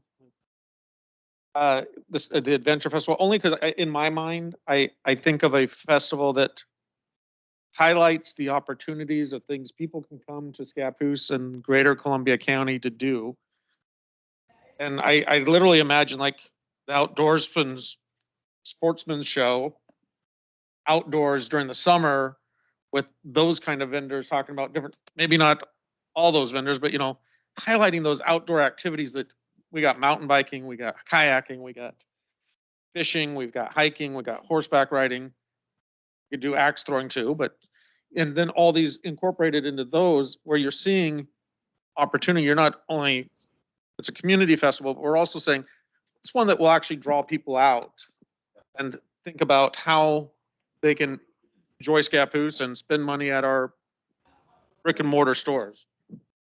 And so that's why I see that one. And I also see it as the one that we're talking about that has the highest chance of being able to reach out to outside sponsorship that would put bigger money into sponsoring that event. So that estimated budget, while $90,000, I think it gives you the highest opportunity to snag some of those larger vendors or larger sponsorships that would be interested in participating in that type of festival.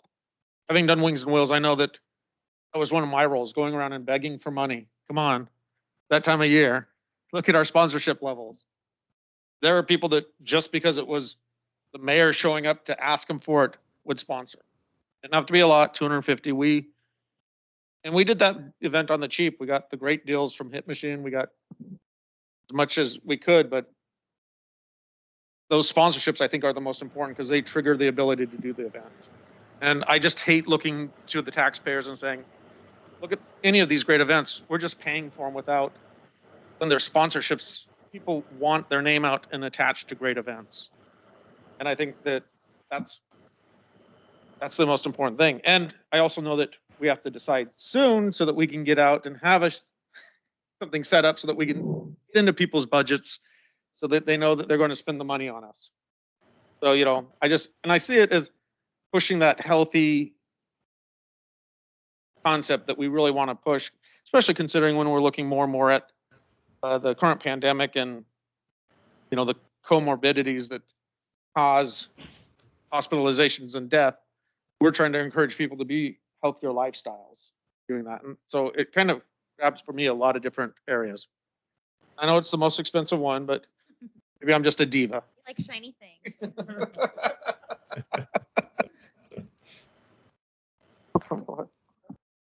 So first I want to say I'll personally sponsor a mayor dunk tank if that's an option. It is, the sponsorship is $50,000. Okay. Brandon, I have a question for you, and it kind of relates to what the mayor was talking about. What, in your experience, has the most success drawing in these sponsors? And I mean, what do you typically see so that you get that funding back? So yes, eyeballs. that's always the biggest thing, is how many people are going to want to attend the event. A small scale block party, you know, we would probably get maybe, you know, 1,500, 2,000 people if we're lucky. A larger event where we have a larger marketing budget as well. That's another big piece that I've included in all of these budgets compared to what we did in August. Was much more, we're a lot more digital marketing, both local and within the city of Portland too. But really just bringing in eyeballs and making sure that the event looks aesthetically nice too. Something that these companies want to put their name on that do, you know, meet those other areas as well, such as the health aspect of it. And, you know, it encourages brands like Next Adventure or things like those to really get involved. So yeah, generally eyeballs is always the biggest thing. How many people can we expect to see there, and making sure that we do actually get that many people there. And I'm going to agree, because I know that on local sponsors, your credit unions and here, they're sponsoring it because they're supporting the community, no matter the size of the event. When you go to like your Next Adventure or bigger companies, they want eyeballs and they want to see, they have there's value for them by putting their name to it. You know, Northwest Natural Gas on our last event gave us the pop-up tents for free. But guess what? They all said Northwest Natural Gas on them. So they got value out of letting us use those tents. So there's always value there. So I just want to drill down a little more specific. What are the, I'm sorry, I should have said this in the beginning, but what are the events? Do you guys see specific events at these types of venues that tend to draw in more citizens, more people? So in general, events as what do you, as like activities on site or the style of event? Yeah, because I mean, if there's certain things that I want to do or that are of interest to me, then I'm probably going to go opposed to not having things of interest. So what are the things that in your experience draw in the most people on that perspective? Sure, sure. Yeah. So, Brandon, if you don't mind, if I chip in on this, this Yeah, is go. Charles with Treadway Events.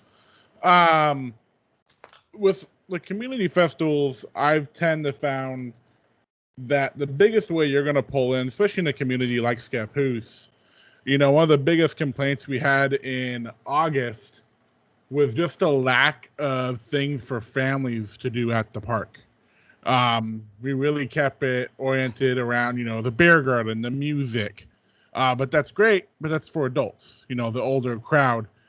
We worked some other smaller community festivals, like with the city of Longview and the Rotary Club doing a Scroll Fest out there every year. And they really focus on kids. And U10, they have a huge attendance every year just because you really focus on the families getting out there with their kids, having kids activities, you know, doing a movie night. And that's why when I built Adventure, or the most expensive one I know, when I built that one, that was what it was really geared towards, was, you know, the bounce houses, the rock walls, the community stuff, you know, the wood carving, all things that somebody with a family could spend the whole day out there with their kids, running around having a good time. And those, I find, tend to bring in the most attendance when you have the families. Because the family, you know, Scapus is filled with families, and if you don't give those families something to do, they're not going to go out there with their kids. You know, the kids are going to be running around wild, causing trouble, you know, doing that side of things. So My kids did enjoy running around the Centennial barefoot at the park. Like they were just rolling all over the grass. One kid puked, not mine, but somebody else's kid. Like that was like the fun they made for themselves. But I was even thinking like just Tumblewheel Studio, the art studio, mobile art space, crafting. Yeah, that kind of vibe. Yeah. So just to recap, a lot of those kids' activities are always one of those big things. The bands always are going to make money, right? That's going to bring additional people out there. It's going to bring their followers too. So I would never want to get rid of the bands in that case, because that's where a lot of our revenue is also coming from too. Alcohol sales in these models. The kids' activities don't make, you know, much of anything. It just brings attendance in. As far as other activities go, you know, there's a wide variety. It really depends on the theme of the event too. The night market, for example, concept, the one thing that brings people out for that are the various types of foods. In most night markets anyways, they want to be able to try a variety of different foods throughout this experience. They want to be there with the lights on. They want to be in a cool environment. So there's a wide variety of things that we can really structure. And, you know, these proposals are just ideas too. So they're absolutely flexible, and we can add or adjust as needed.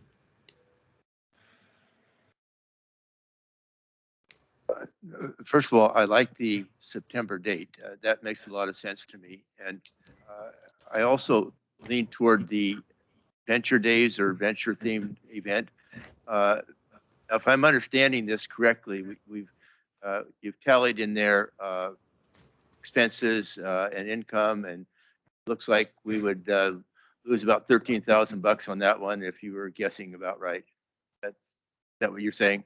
Yeah, depending on the sponsorship. That'd be the bottom line for the city then, right? Correct. Yes. There'd be income offsetting that $90,000. So my feeling is that we get a lot bigger bang for our buck for the bigger event that we put on. And I really like the theme of the adventure. It has stuff for kids. It has things for everybody. And I think that if we want to make an impression outside of Scapus, we've got to do something a little bigger. And I like that idea. I think it will promote our community in a positive way. And so that's the direction I'm leaning, because I'm looking at the $90,000, but what's really important to the city is what's it going to cost us? Well, and that whole budget doesn't have if we go out and get sponsorships. No, I didn't include that. Those numbers are not including sponsorship. So that 40, whatever the money the city puts in, could be recouped with sponsorships. I'm just looking at the worst case scenario there, what appeared to me, if I'm reading it correctly. And I know from our event, the runs are a moneymaker if you get them, especially the size of run that we had for the 100-year celebration. those size of runs and bigger are huge money makers for these kinds of events. So I'm hearing a go big or go home kind of a theme. I think what on this paperwork is saying that part of that cost or that amount of income coming in is 45,000 from the city's budget currently that we already have set aside currently, right? We don't have any money. There's that- no money set aside because it was spent on the 100 years. So you're talking about taking it out of contingency. For Yeah, this. but that's in this income side where it shows the initial budget of 45,000 on so yeah, we would have to, our goal would want to be to raise, cover that plus. cover that plus. We want to raise that through sponsorships. Yeah. I mean, obviously, we'd probably have to seed it for the first year. Anything. But we'd want to create a situation where the city's not putting money in every year, that it's becomes self-generating because I'm not a fan of festivals that don't make money with standing alone on their own. Yeah, I yeah. think that- Well, definitely to make it self-sustainable. You know, in Exactly. year one, we may not hit it completely, but by year two, and since this is meant to be an annual event, it gives us room to be flexible there. And you know, when it comes down to it, if we did a block party event, you know, how self-sustainable will that be? Will people want to sponsor it again if they see how it is versus how this larger scale event could be? Those are all thoughts always to think about. Initial budget isn't, that means that what we have to have up front to get the thing going, right? It's not necessarily what's going to cost the city. Well, you know, the initial, yeah, there's the, yeah, because we don't know how much in revenue we'd get from sponsorship, and it's 45,000 would be our initial, initial budget's our initial input of cash. Get it going. Councilor Lasowski. Brandon, thank you for your teams and your presentation in regards to these options. I find it very informative. My goal, I think, when initially thinking about doing an annual event is one that we're celebrating the people of Scapus with the hope of being such an attractive event that people from the outside areas would want to come and join us. So my big concern is if for annual event, having the right theme, because I think that is such a valuable asset in attracting certain community members and external community members or tourism dollars. So I think that that's going to be a vital component in how we choose to move forward, because when those themes change year over year, or that there isn't a very defined theme, I don't know if the user experience is always meeting the mark. My hope would be for one day. September seems like a great time of year. Weather is great. People are back from vacations. I think that you make it 2 days, there becomes some, it almost gets drawn out and people don't know how to participate the way that we would hope. We would rather that they focus their time and energy at the one event rather than having to decide between the two. And third, I want to make sure that it's unique. We want to put Scapus on the map for being, you know, who we are. And Scapus itself is our own entity, our own community. And so I think whatever choice we decide moving forward, that we keep in mind that this has to be something that will attract people's interest, but also draw people in to be able to come and say that that is something that represents my values, my interests, because I think that those are the individuals that will come year over year. They would be more willing to eat at the vendors, purchase from the crafters, go to the beer garden, whatever it may be. And so I think that if we're very strategic in this, it could be a fantastic signature event for the community. I would really, really get disappointed if we're just kind of throwing money out there with the hopes of this will work, because in reality, we kind of fall short. So I'm all in support of doing something. I just want to make sure that we do it right. Thank you. Thank you. Sure. This is a weird nitpicky thing, but I like the name Community Festival rather than Adventure Festival. Community Festival seems very inclusive. And again, Brandon, talking about bringing in what makes us unique and different elements here and, kayaking and different whatnot, but I like the name. So I think that excludes people that don't live in the town. I think that's exclusive and it says, this is a festival just for us.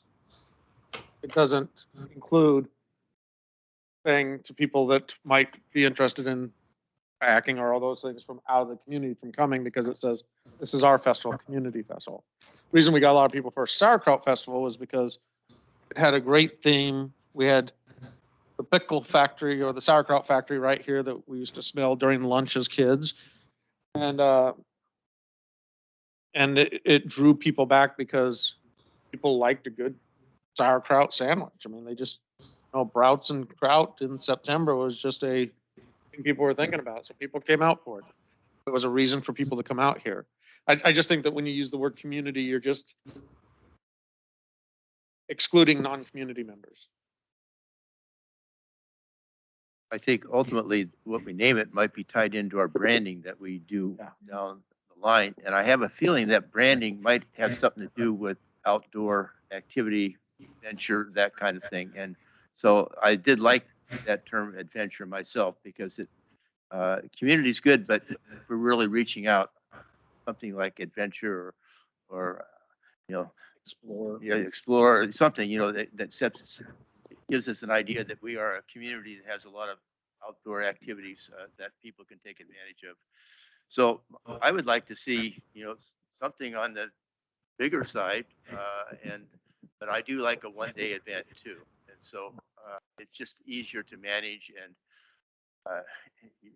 the 2-day event that we put on after we were done, I think the common theme was, let's don't do 2 days again. But we didn't have you all the way through either, Brandon, so that would have helped. 2 days every 100 years. We'll do a 2-day event. There we go. It costs another day. 100. Well, and I mean, with any of these concepts, I think you can do them in one day. You just drop the Friday. So I think, I'd like to pursue the kind of the adventure style, but try to bring in as much community and just go for it and have one that says, look at all these great things you can do in Scapus. Yeah, you can go be crowded in the Columbia Gorge and shoulder to shoulder with people. That's great. Or you can come here and enjoy the outdoors how it's supposed to be enjoyed. 2 things about sponsors. One is we have a list of sponsors that you can call it again. They might not want to be called on again. I'm not sure. But we also have a list of sponsors that we didn't call on. There are some people that, said, well, if somebody would have contacted me, we would have liked to pitch in with this too. So, I'm not sure we could come up with the kind of sponsorship we had last year, but we could certainly put a dent into that expenditure. So I'm not sure what that would be, but we do have a lot of really good people that are willing to pitch in when they see there's a need or something special going on. So why don't we, since it's almost 9 o'clock and we still have items on the agenda, I'm sure Brandon wants to, have the rest of the evening for himself. Do we want to make a direction, or where do we want to go? And I'll say too, I kind of concur. I think, if we push it towards one day and the adventure style, I think that's kind of what most people are saying, unless somebody else has.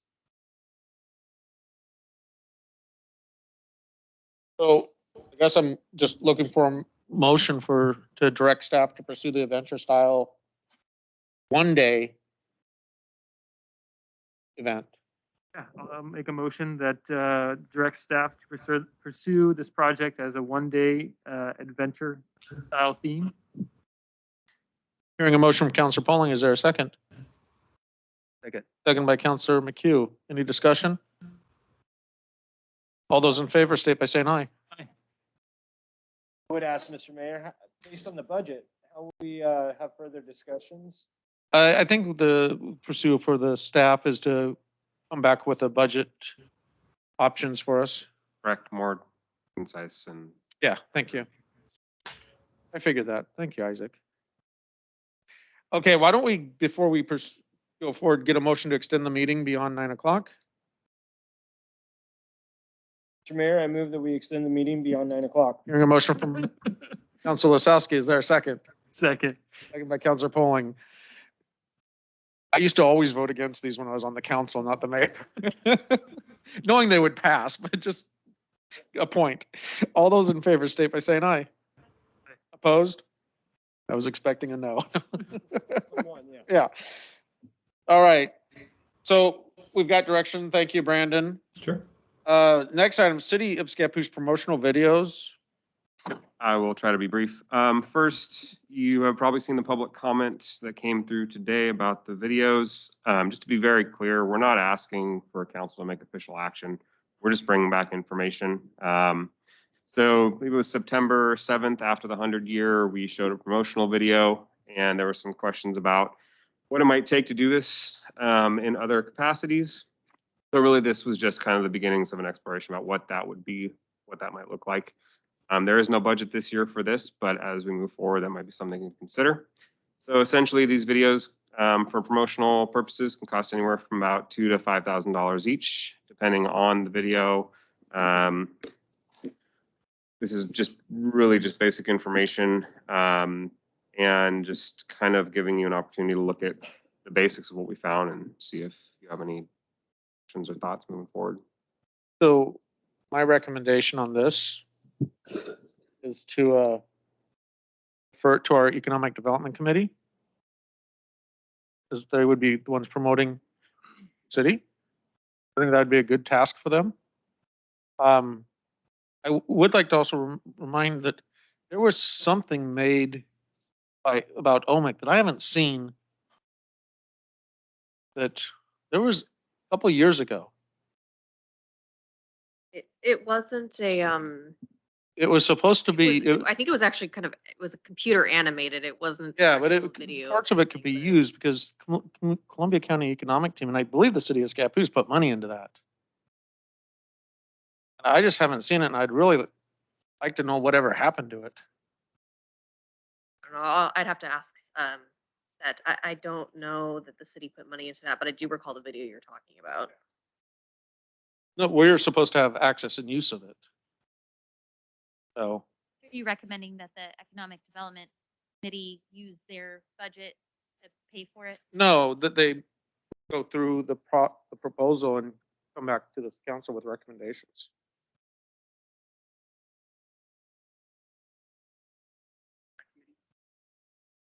There's quite a few people. We've got Christine Turner as the chair, Jeanette Santiago as vice chair, Len Wagner, George Hafman, Ryan Rosenthal. Susie's no Yeah, longer. Robbie Robbie Backus is. Michael Leipzig. I have one vacancy. Does that sound good? Okay. Why don't we just go ahead and do that? We don't need a motion.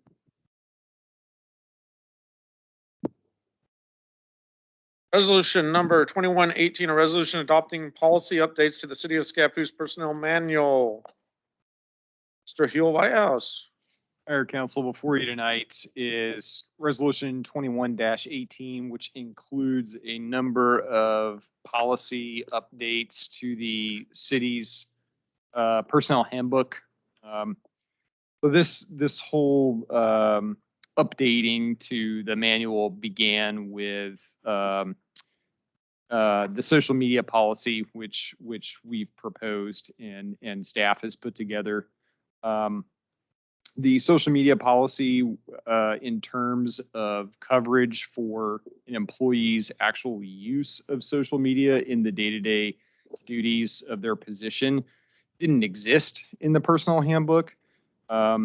This is something that's become quite popular across the state. In the last 2 years, as local governments have shifted to doing things like virtual meetings during the pandemic.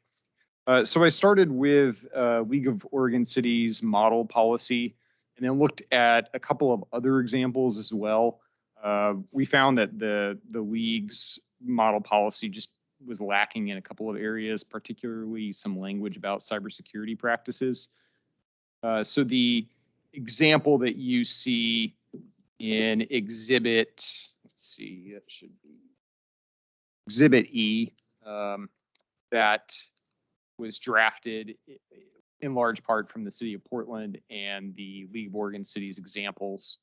And it's used across the state by a variety of agencies.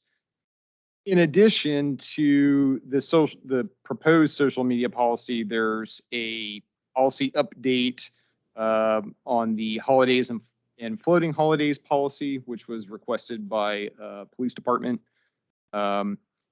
We used an example from Forest Grove, correct me if I'm wrong, that our labor attorney has vetted and approved. There is Exhibit C, an update to the religious observances, leave and accommodation policy. Exhibit D, hiring of relatives, which is an update. And then Exhibit E, as I had already discussed, social media policy, which is brand new. And then Exhibit F, a weapons policy, which is new. And these, with the exception of the holidays update, several of these updates came from CIS as recommended. So staff recommends that City Council adopt Resolution 21-18 as presented. And I'm willing to answer any questions that you may have to the best of my ability. Cool, I have a question. Sure. I'm just probably looking to be educated. Okay. Exhibit E, Section 3. Section 3, oh no, I might have lost it. Yeah, Section 3, subsec, bullet 5. You mind giving me a page number? 55 to 50, it's 56. Number 5 on top of 56. Photos and videos of law enforcement officers should not be posted without written permission. Just looking for some, like, I specifically law enforcement officers, and I could understand that there's good reason. I take it the officer's written permission, who holds that documentation to go into a file. Just don't, probably there for good reason. Like, what if they're just at the Halloween drive-through? Like, So the there is no expectation of privacy at a public event. Never mind, But it does say, but be aware. Mr. Mayor. Yeah, go ahead. So the original purpose of this language is about body cam footage. And there are jurisdictions that have had issues with just, I term them like serial public records requests.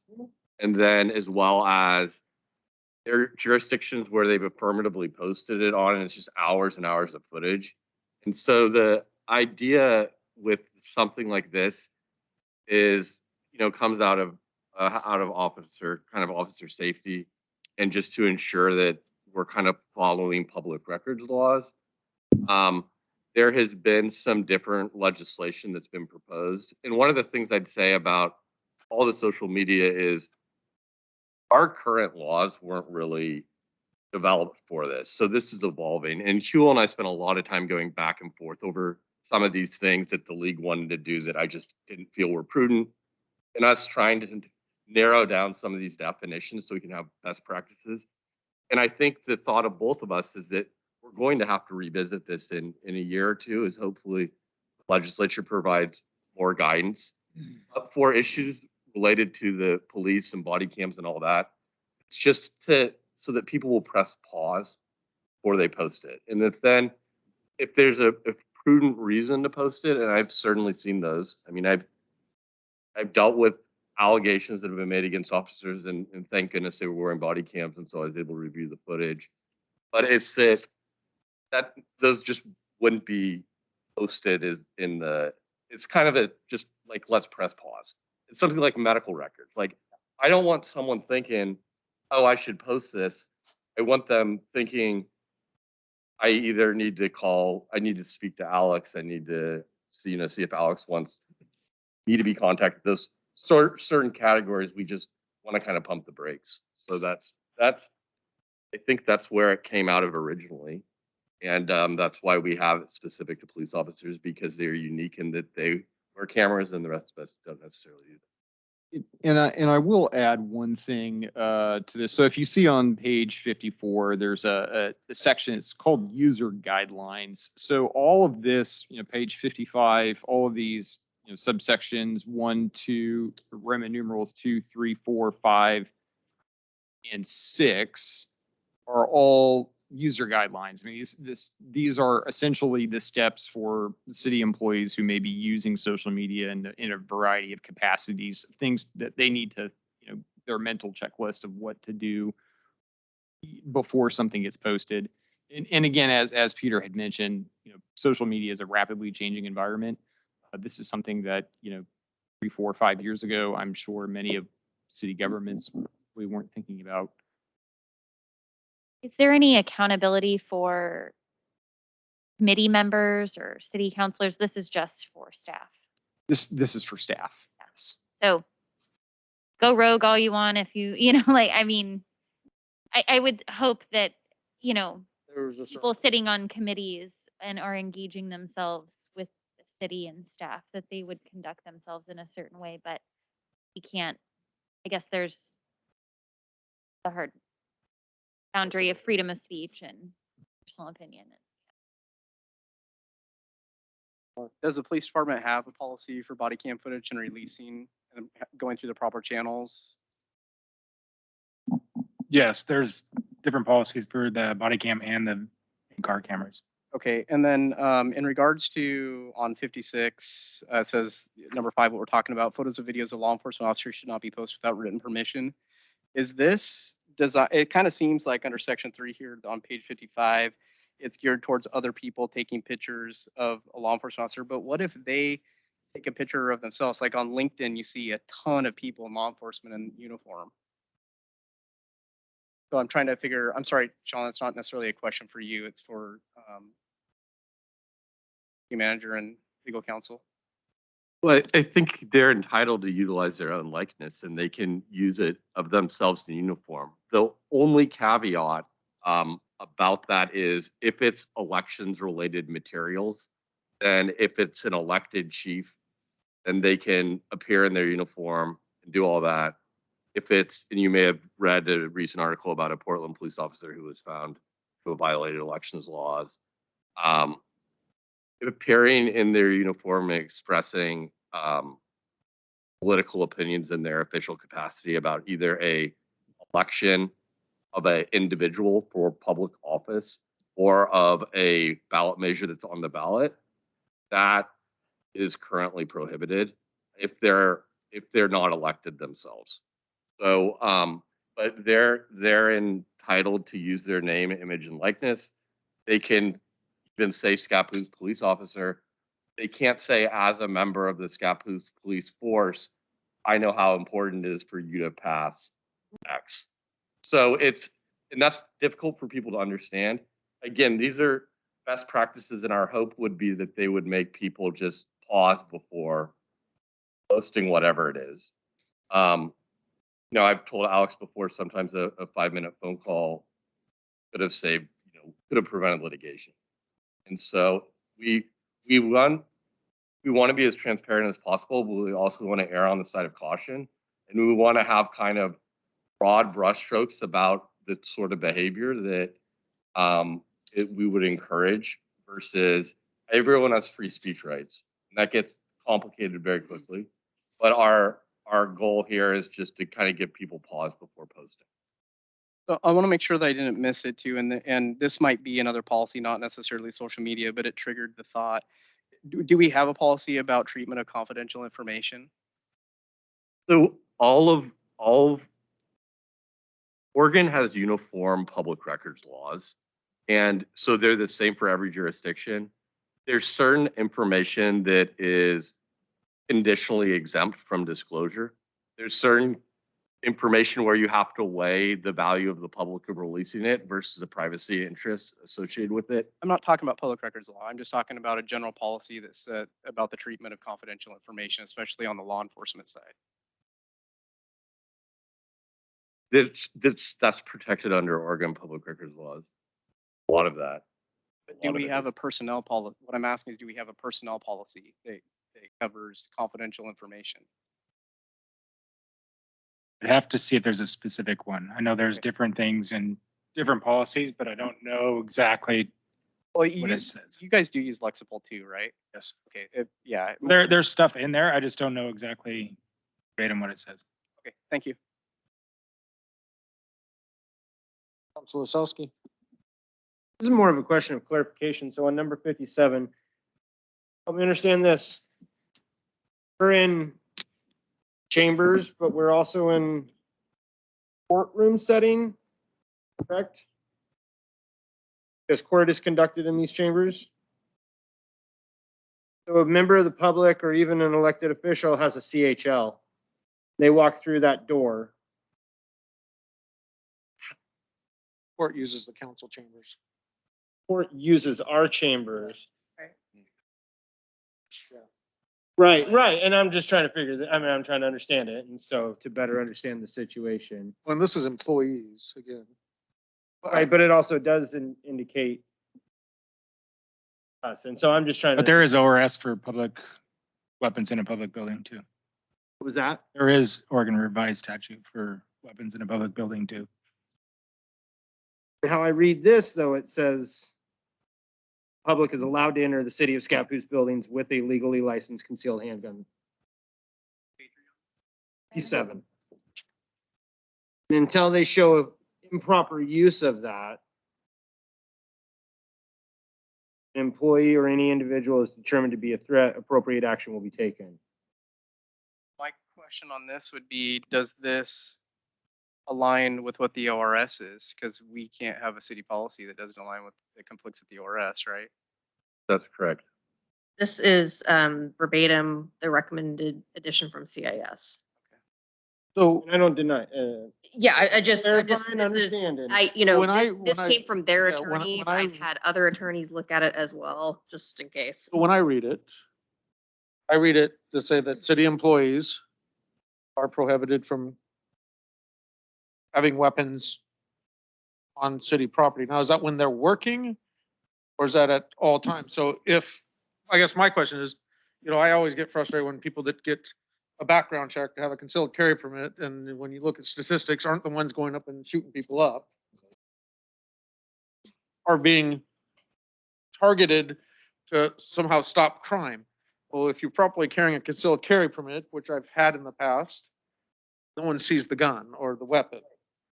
And I don't know if an employee has a CHL, I don't think we should prohibit them from coming onto city parks or city property on their own time, exercising the same rights that any other citizen would have. I think that when they're come to work, that's a different story. You can have that policy, but when they're on their own time, they've got that, they should have the same rights as anyone else. If you're salaried, right? Position is salaried. On the clock 24 hours a day then, right? So. But not technically. I mean, there's days that he has days off. I mean, a salaried employee isn't necessarily on the clock 24/7. I mean, he may get called in. When he gets called into work, he wouldn't be able to do it. If he comes down and he has a concealed carry permit and he has a weapon on him with his family and he's walking through the park, according to this policy, he'd be in violation of the policy. According to the way I read it. That's what he's trying to allude to. Yeah, that's I'm what, with you. yeah. And I just think that when they're coming to work and at the workplace, yes. When they're on their own time free, no. They get treated like any other citizen. And this But kind not of, when you're at work. You don't get treated like any other citizen. no, we expect the citizens turn and walk away from the vandalized bathrooms. He cleans it up. I might be going into some rabbit holes with this. These types of things are questions that I think that we don't recognize often enough to ask ourselves. And so it's better to get it out in the air than not know. Thank you. This is language that was developed by our insurer, that our insurer asked us to adopt. So you don't have to adopt this, but this could affect your insurance rates if you don't. Well, I'm not saying that we don't adopt the policy when people are here at work. I'm saying that it should clarify in there that when the employee is at work. Mayor, I'd like he's to bring apply- one point just on Public Works perspective. The one thing that we do is we do have on-call people. And some of those are avid sportsmen who may go out hunting for the day or whatever and have that bow or rifle in their vehicle, but get on, called out. Is there really a policy that they got to drive to their home, wherever that may be, canvas set, and then report to work or something? I guess that to me is just a little bit of an issue there that can't be in their vehicle on the premise. If it's secured in their vehicle, when most of us that Common went to sense. high school, half the kids with pickup trucks had their rifles in the back of the truck. Yeah. You probably have to deal with that, yeah. So is this something that you would like some revision to and then have it brought back? I would like to see a revision that clarifies that this is when they're at work, and maybe there's got to be a way that says they have to have it secure in their vehicle, not because we need to recognize that someone could get called in off as sportsman off hunting or whatnot, and doesn't have the ability to come. If we have a water pipe leak, I don't want him to have to go home or her to have to go home then here when people are losing their water up on the side of the hill. I want them to go straight there. It says in vehicles used for city of Scapus business, so wouldn't have a Now, Scapus. vehicle. employees are prohibited from bringing weapons to work or on city of Scapus property, including parking lots. Possessing weapons in vehicles used or possessing weapons. So they can't come onto property with their car. Yeah, I make it What you just read is my red flag, and I know that my employees are, when this becomes the official policy, are gonna say something. Mr. Mayor, may I make a suggestion? I think city manager and legal counsel has heard what our concerns are. I think that maybe rather than us try to decide what language means, maybe we should give it back to them to clarify and then come We back. bring it back next week and clarify some of that. Because we're gonna sit up here and talk about this for a long time if we have all of us engaged in talking about what we think it means. Oh, we'll just bring that one back next week. Thank you, Peter. Thank you, Alex. All right. 2021 legislative appropriations for local infrastructure report only. Alexandra Rains, Dave Sukal, and Huel Whitehouse.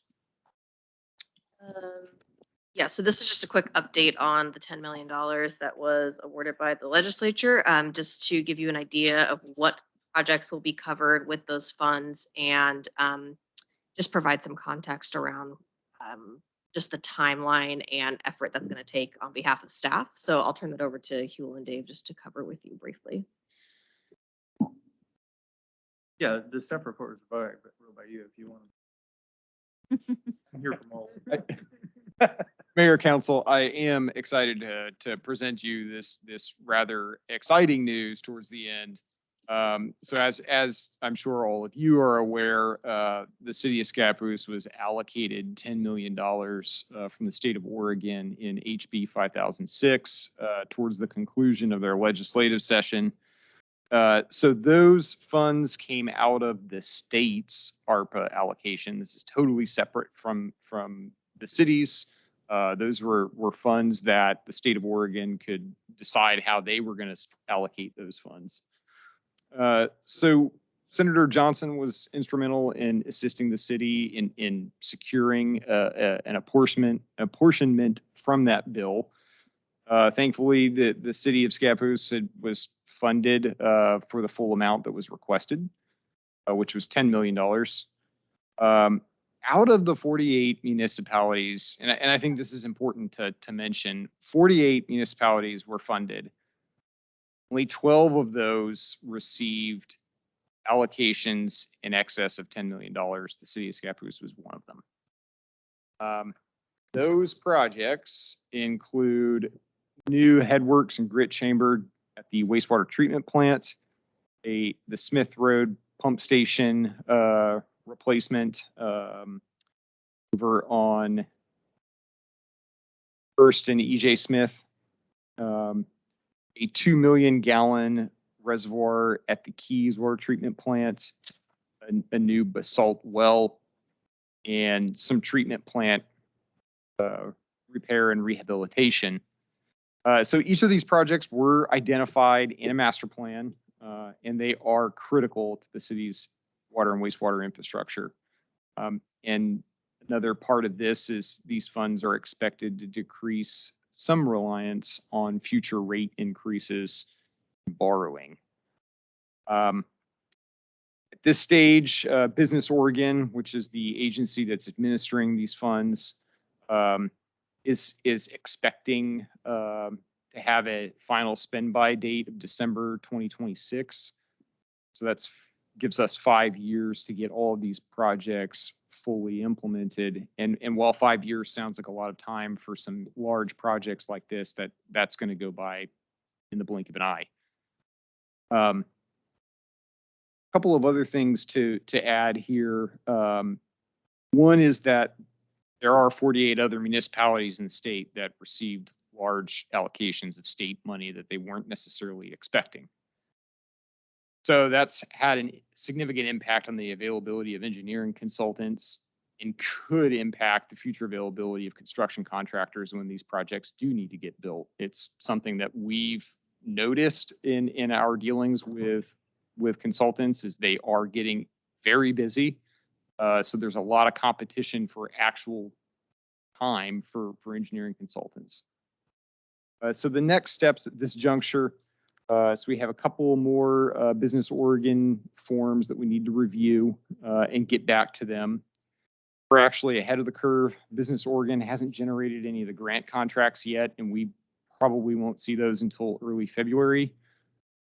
And then staff's exploring the best ways to contracting and project management in order to deliver these projects on time. And so Alex, Dave, and I are here to answer any questions you may have on this topic. Go forth and contract. Exciting. Sounds great. Free money. Any questions or comments or just? Thank you for the update. Yeah, Wanted to end on a positive note. fantastic. That's a great one to put at the end.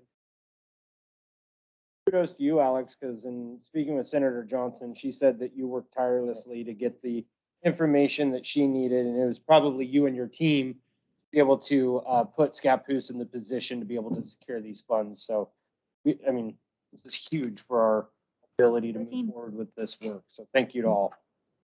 Thank you. All right, announcements, calendar, next council meeting with the urban renewal meeting at 6 p.m., city council meeting at 7 o'clock. The Economic Development Committee on the 16th at noon, Parks and Recs Committee at 6 p.m. City will be closed for Christmas. The 23rd, 24th. City will also be closed for the New Year's, the 30th and 31st. Alex, do you have anything?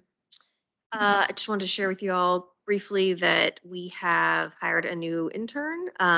It's someone that you've all, I think, dealt with before. His name's NJ Johnson. He's from the community.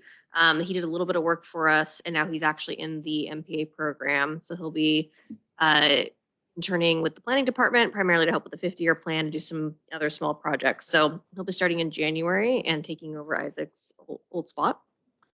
And that was really the end of my update for this evening.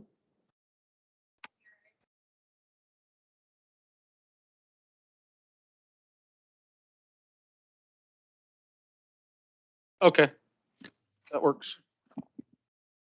I almost gave you a day off, though. You should have taken it and ran.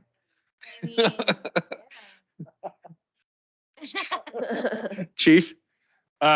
Just encourage everyone to come out Saturday for donut day. 7 to 11 here at the police department. Dozen donuts is $10. All money, we're gonna have like 250 dozen donuts. So all money is going to the food bank. You could also bring food or other donations. So It's here at It's here. City Hall Police Department, not at the middle.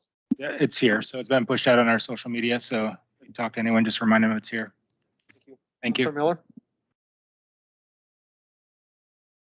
Thank you, Mayor Burge. So I thought that the work session was informational, but I'm more concerned now than I was before.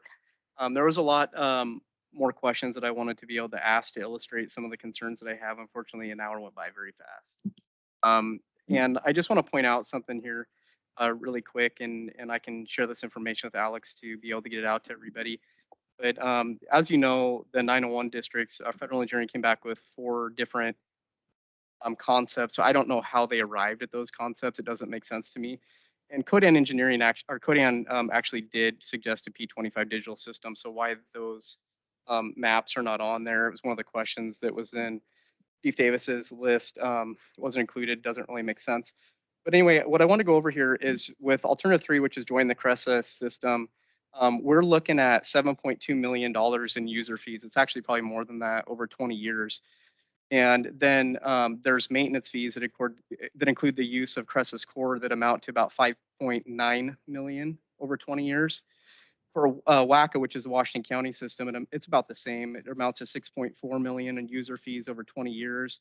And WACA's maintenance and use of their core amounts to about 9.2 million over 20 years. And I would be very shocked if they even kept their system for 20 years. In contrast, the Umatilla Morrow County, I talked to Sean Halsey, their radio system manager, and he told me that they put in a 14-site trunking state-of-the-art Tate system, as he calls it, for $5 million for all the equipment, including the cores. So if you look at it like, okay, well, we're going to pay, this is just for context, but if you look at it just over 20 years, we're going to pay anywhere from about 6 million to 9 million for the use of CRESA's core, yet we can pay $1 million. That's how much the Tate cores are. Or we can get a whole system basically for the equipment only for about $5 million. There's some problems there. So I really do hope that at the end of the day, whatever this looks like, that the proper engineering is done to identify different technologies that we actually need to be on, because that has not been done. The RFI did not establish that. It was a request for information about all the technologies. The vendor responded with all the technologies that they offer. There's just so many other things that need to be validated that have not been validated. And why that's important is because the band, an example, VHF, UHF 700, 800, VHF travels the furthest, which means that it's going to need less sites. You heard Mr. Fletcher say that each site's going to cost about $1 million. So when you start racking up, millions of dollars of sites to get the proper coverage using 700, and it hasn't been validated by an engineer, properly validated by an engineering, that's going to amount to a lot more taxpayer money. And that has not been validated. Those bands have not been validated the way that engineers would typically validate on a system configuration like this. So it's just very concerning to me that we have an RFI that says it's not an RFP. It's just, tell us what you got and what you can offer. And then 3 years later, that's a problem in of itself in my mind. You have somebody treating it as an RFP. It's not an RFP. And then you have them cherry picking 4 different solutions when there's really dozens of different configurations that you could have that would probably make way more sense and for a more practical dollar amount too. So I'll just end it with I'm just extremely concerned about this. So Pauline. You know what? I don't have anything for tonight. Thank you. Here's my list. All right, I just first wanted to say thanks to the public for just being active in our community, attending tonight's meeting, listening in online. I love to see people involved and interested. Last week, I was able to attend with my family the Watts House lighting. I saw Alex there and Dave. I think that's kind of who the mayor, of course, sorry. It was kind of him seeing it. Like the big guy, sorry. Like, here's good as Santa. And so thank you, Public Works Department, for helping get that all figured out this year. That was great. That's great. Yeah, amazing. I'm going to speak probably out of favor here, but I am settled at this point with 911 and the discussion that happened tonight. I think that we need to allow the process to happen. Our user board representative here and the fire district was present this evening. It seems that they have submitted their questions. They're waiting for response, trusting that process and making sure, as Interim Chief Davis said, you're not going to promote a system or something on a ballot if you don't believe in it, and we can run with that. One of the community members spoke during public comment about us not addressing the idea of contract policing with the sheriff's department. I'll address it. I'm not for certain that coverage is better by what the sheriff's department can provide. I've had conversations with our staff and trying to figure out what we can provide and what they can provide. I'm also very concerned that Counselor Haugen is speaking to other jurisdictions and seeking information about this contract policing. I hope that he's speaking in a personal capacity and not representing the city or this council. And that if Sheriff Pixley does want to pitch an idea to us, that he comes to us and pitches this idea and talks to us about it. At the next meeting, we have a work session. I will be checking out of that about halfway through. Hopefully set up in Alex's office or somewhere just to make a public comment at the school board meeting, just to give them kind of a wrap up of, as the school board liaison, the work that we've done with city staff and the school district this year. Then I'll join that meeting back again. With that. Solosowski. Nothing to add tonight. Thank you. Councilor McHugh. Alex, again, thanks for all that good work on the, Closer to the mic. sorry. Alex, thanks again for all that good work on the legislative appropriations. And also, Chief Davis, thanks for all the questions you developed. I think without having those questions would have been, still don't quite get it, but because those questions were there, they gave some order to what we were doing. Also, the Watts House had a very successful wine tasting fundraiser, and that was a couple weeks ago. And this Saturday from 5 to 9, they have a marketplace where they're selling Christmas gifts and things. That'll be at the Watts House, and just to let everybody know, it should be a nice event. I think branding is really important, and I don't know how we're going to get around to that, but at some point, I think it's really critical at this stage for our city to develop an identity that we can really be proud of. And I'm not sure how that all takes place, but I know we've talked about it some.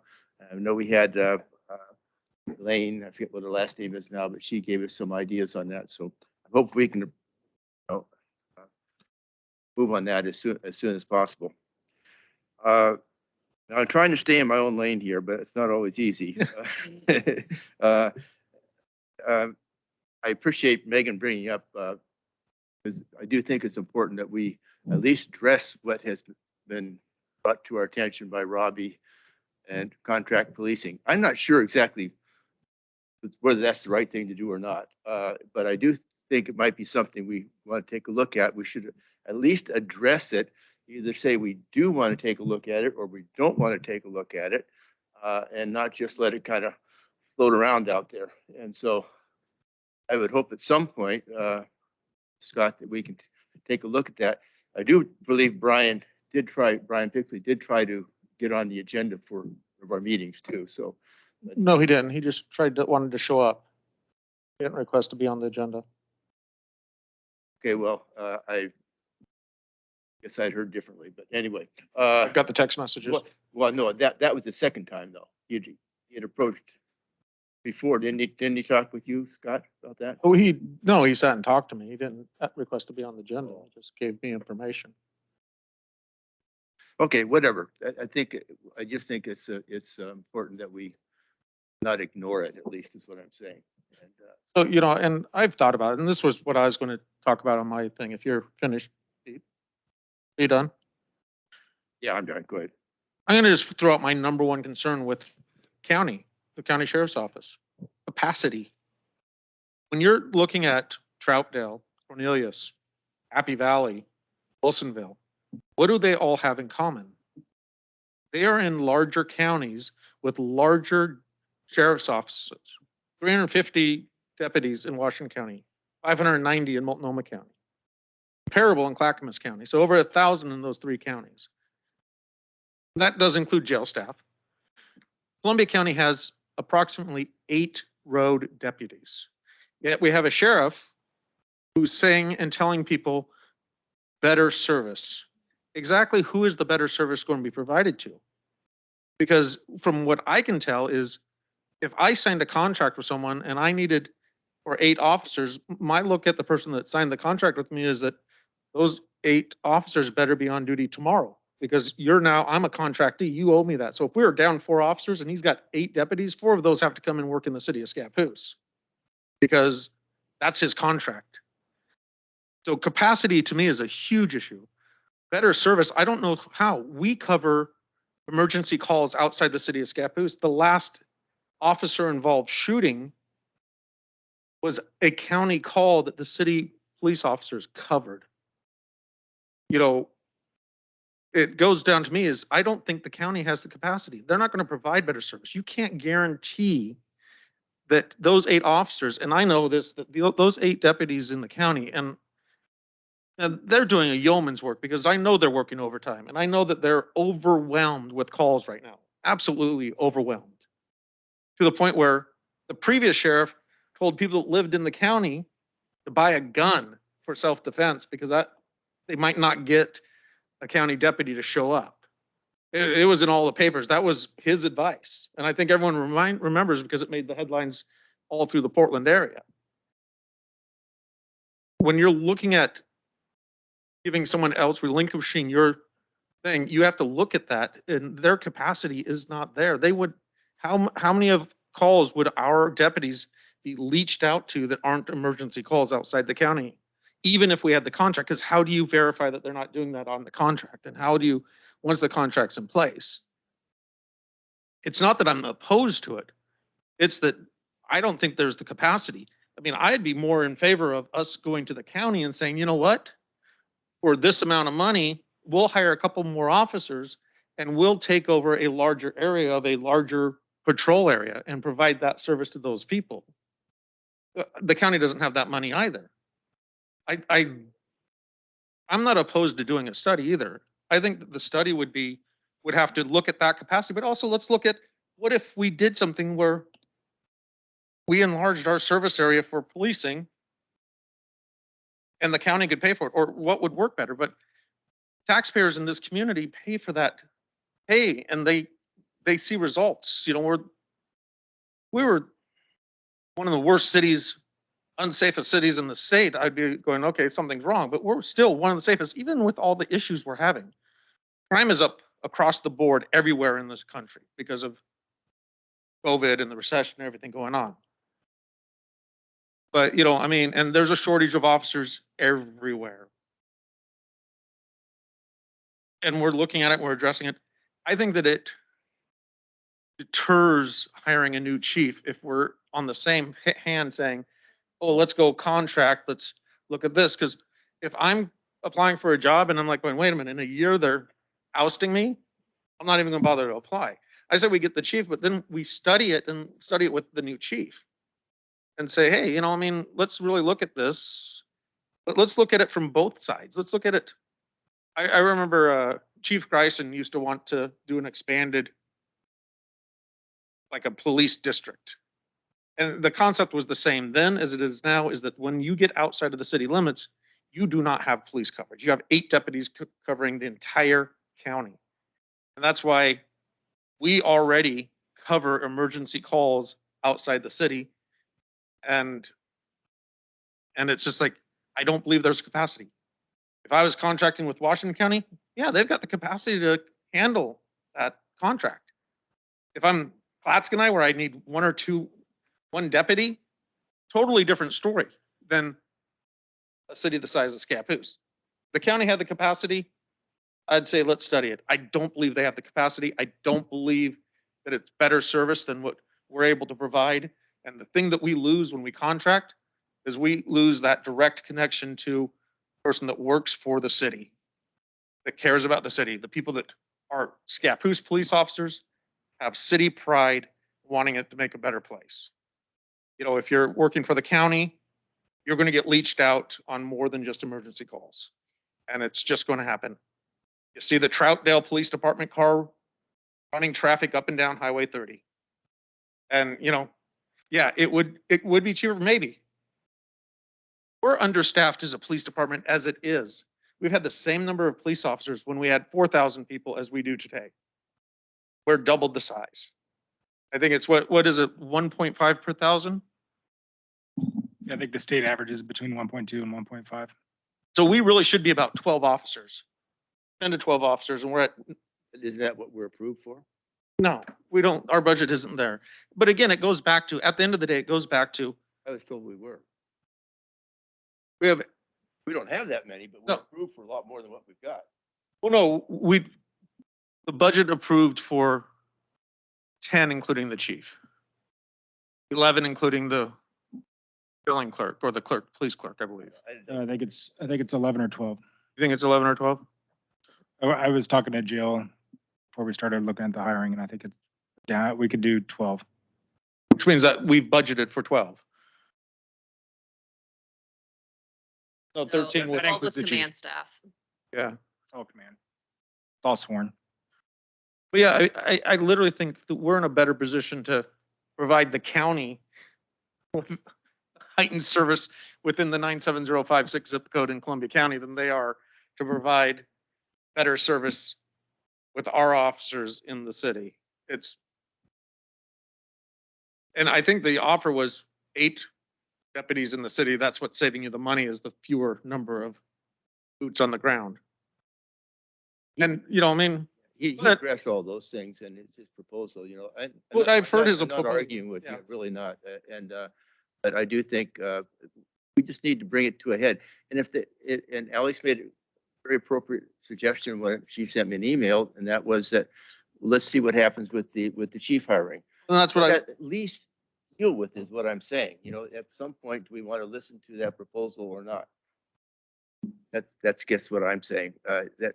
I just don't think we should do it while we're in the hiring process then for a chief of police. Let's, you know, then I guess that's our discussion. If that's a general agreement, then we've discussed it and we're going to wait until the hiring process Yeah, and- completed. Well, and we kind of did that when we said approved budget to go out and hire a chief and told that's what we Yeah. wanted to see Alex do. I mean, But this came up after that, you know, but I'm just saying, let's, you know, and maybe it's not anything worth dealing with at this point, but I do think that people probably brought it up, I think.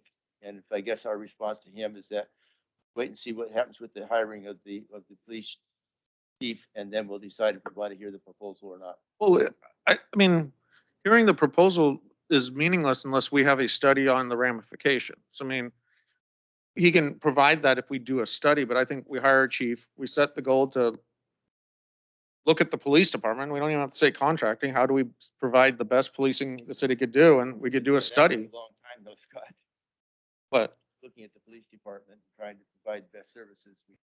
and we've been in the top 10 safest communities in Oregon. We're shorthanded. Continue to be shorthanded. Everybody's That's really- shorthanded. let's move on. Everybody's That's shorthanded. good. I'm not really arguing with you. I just think I'd like to bring it. I'd like to have an answer for people to bring it up. That's what Understand? All right, anything else? Meeting adjourned. Thanks. Thank you.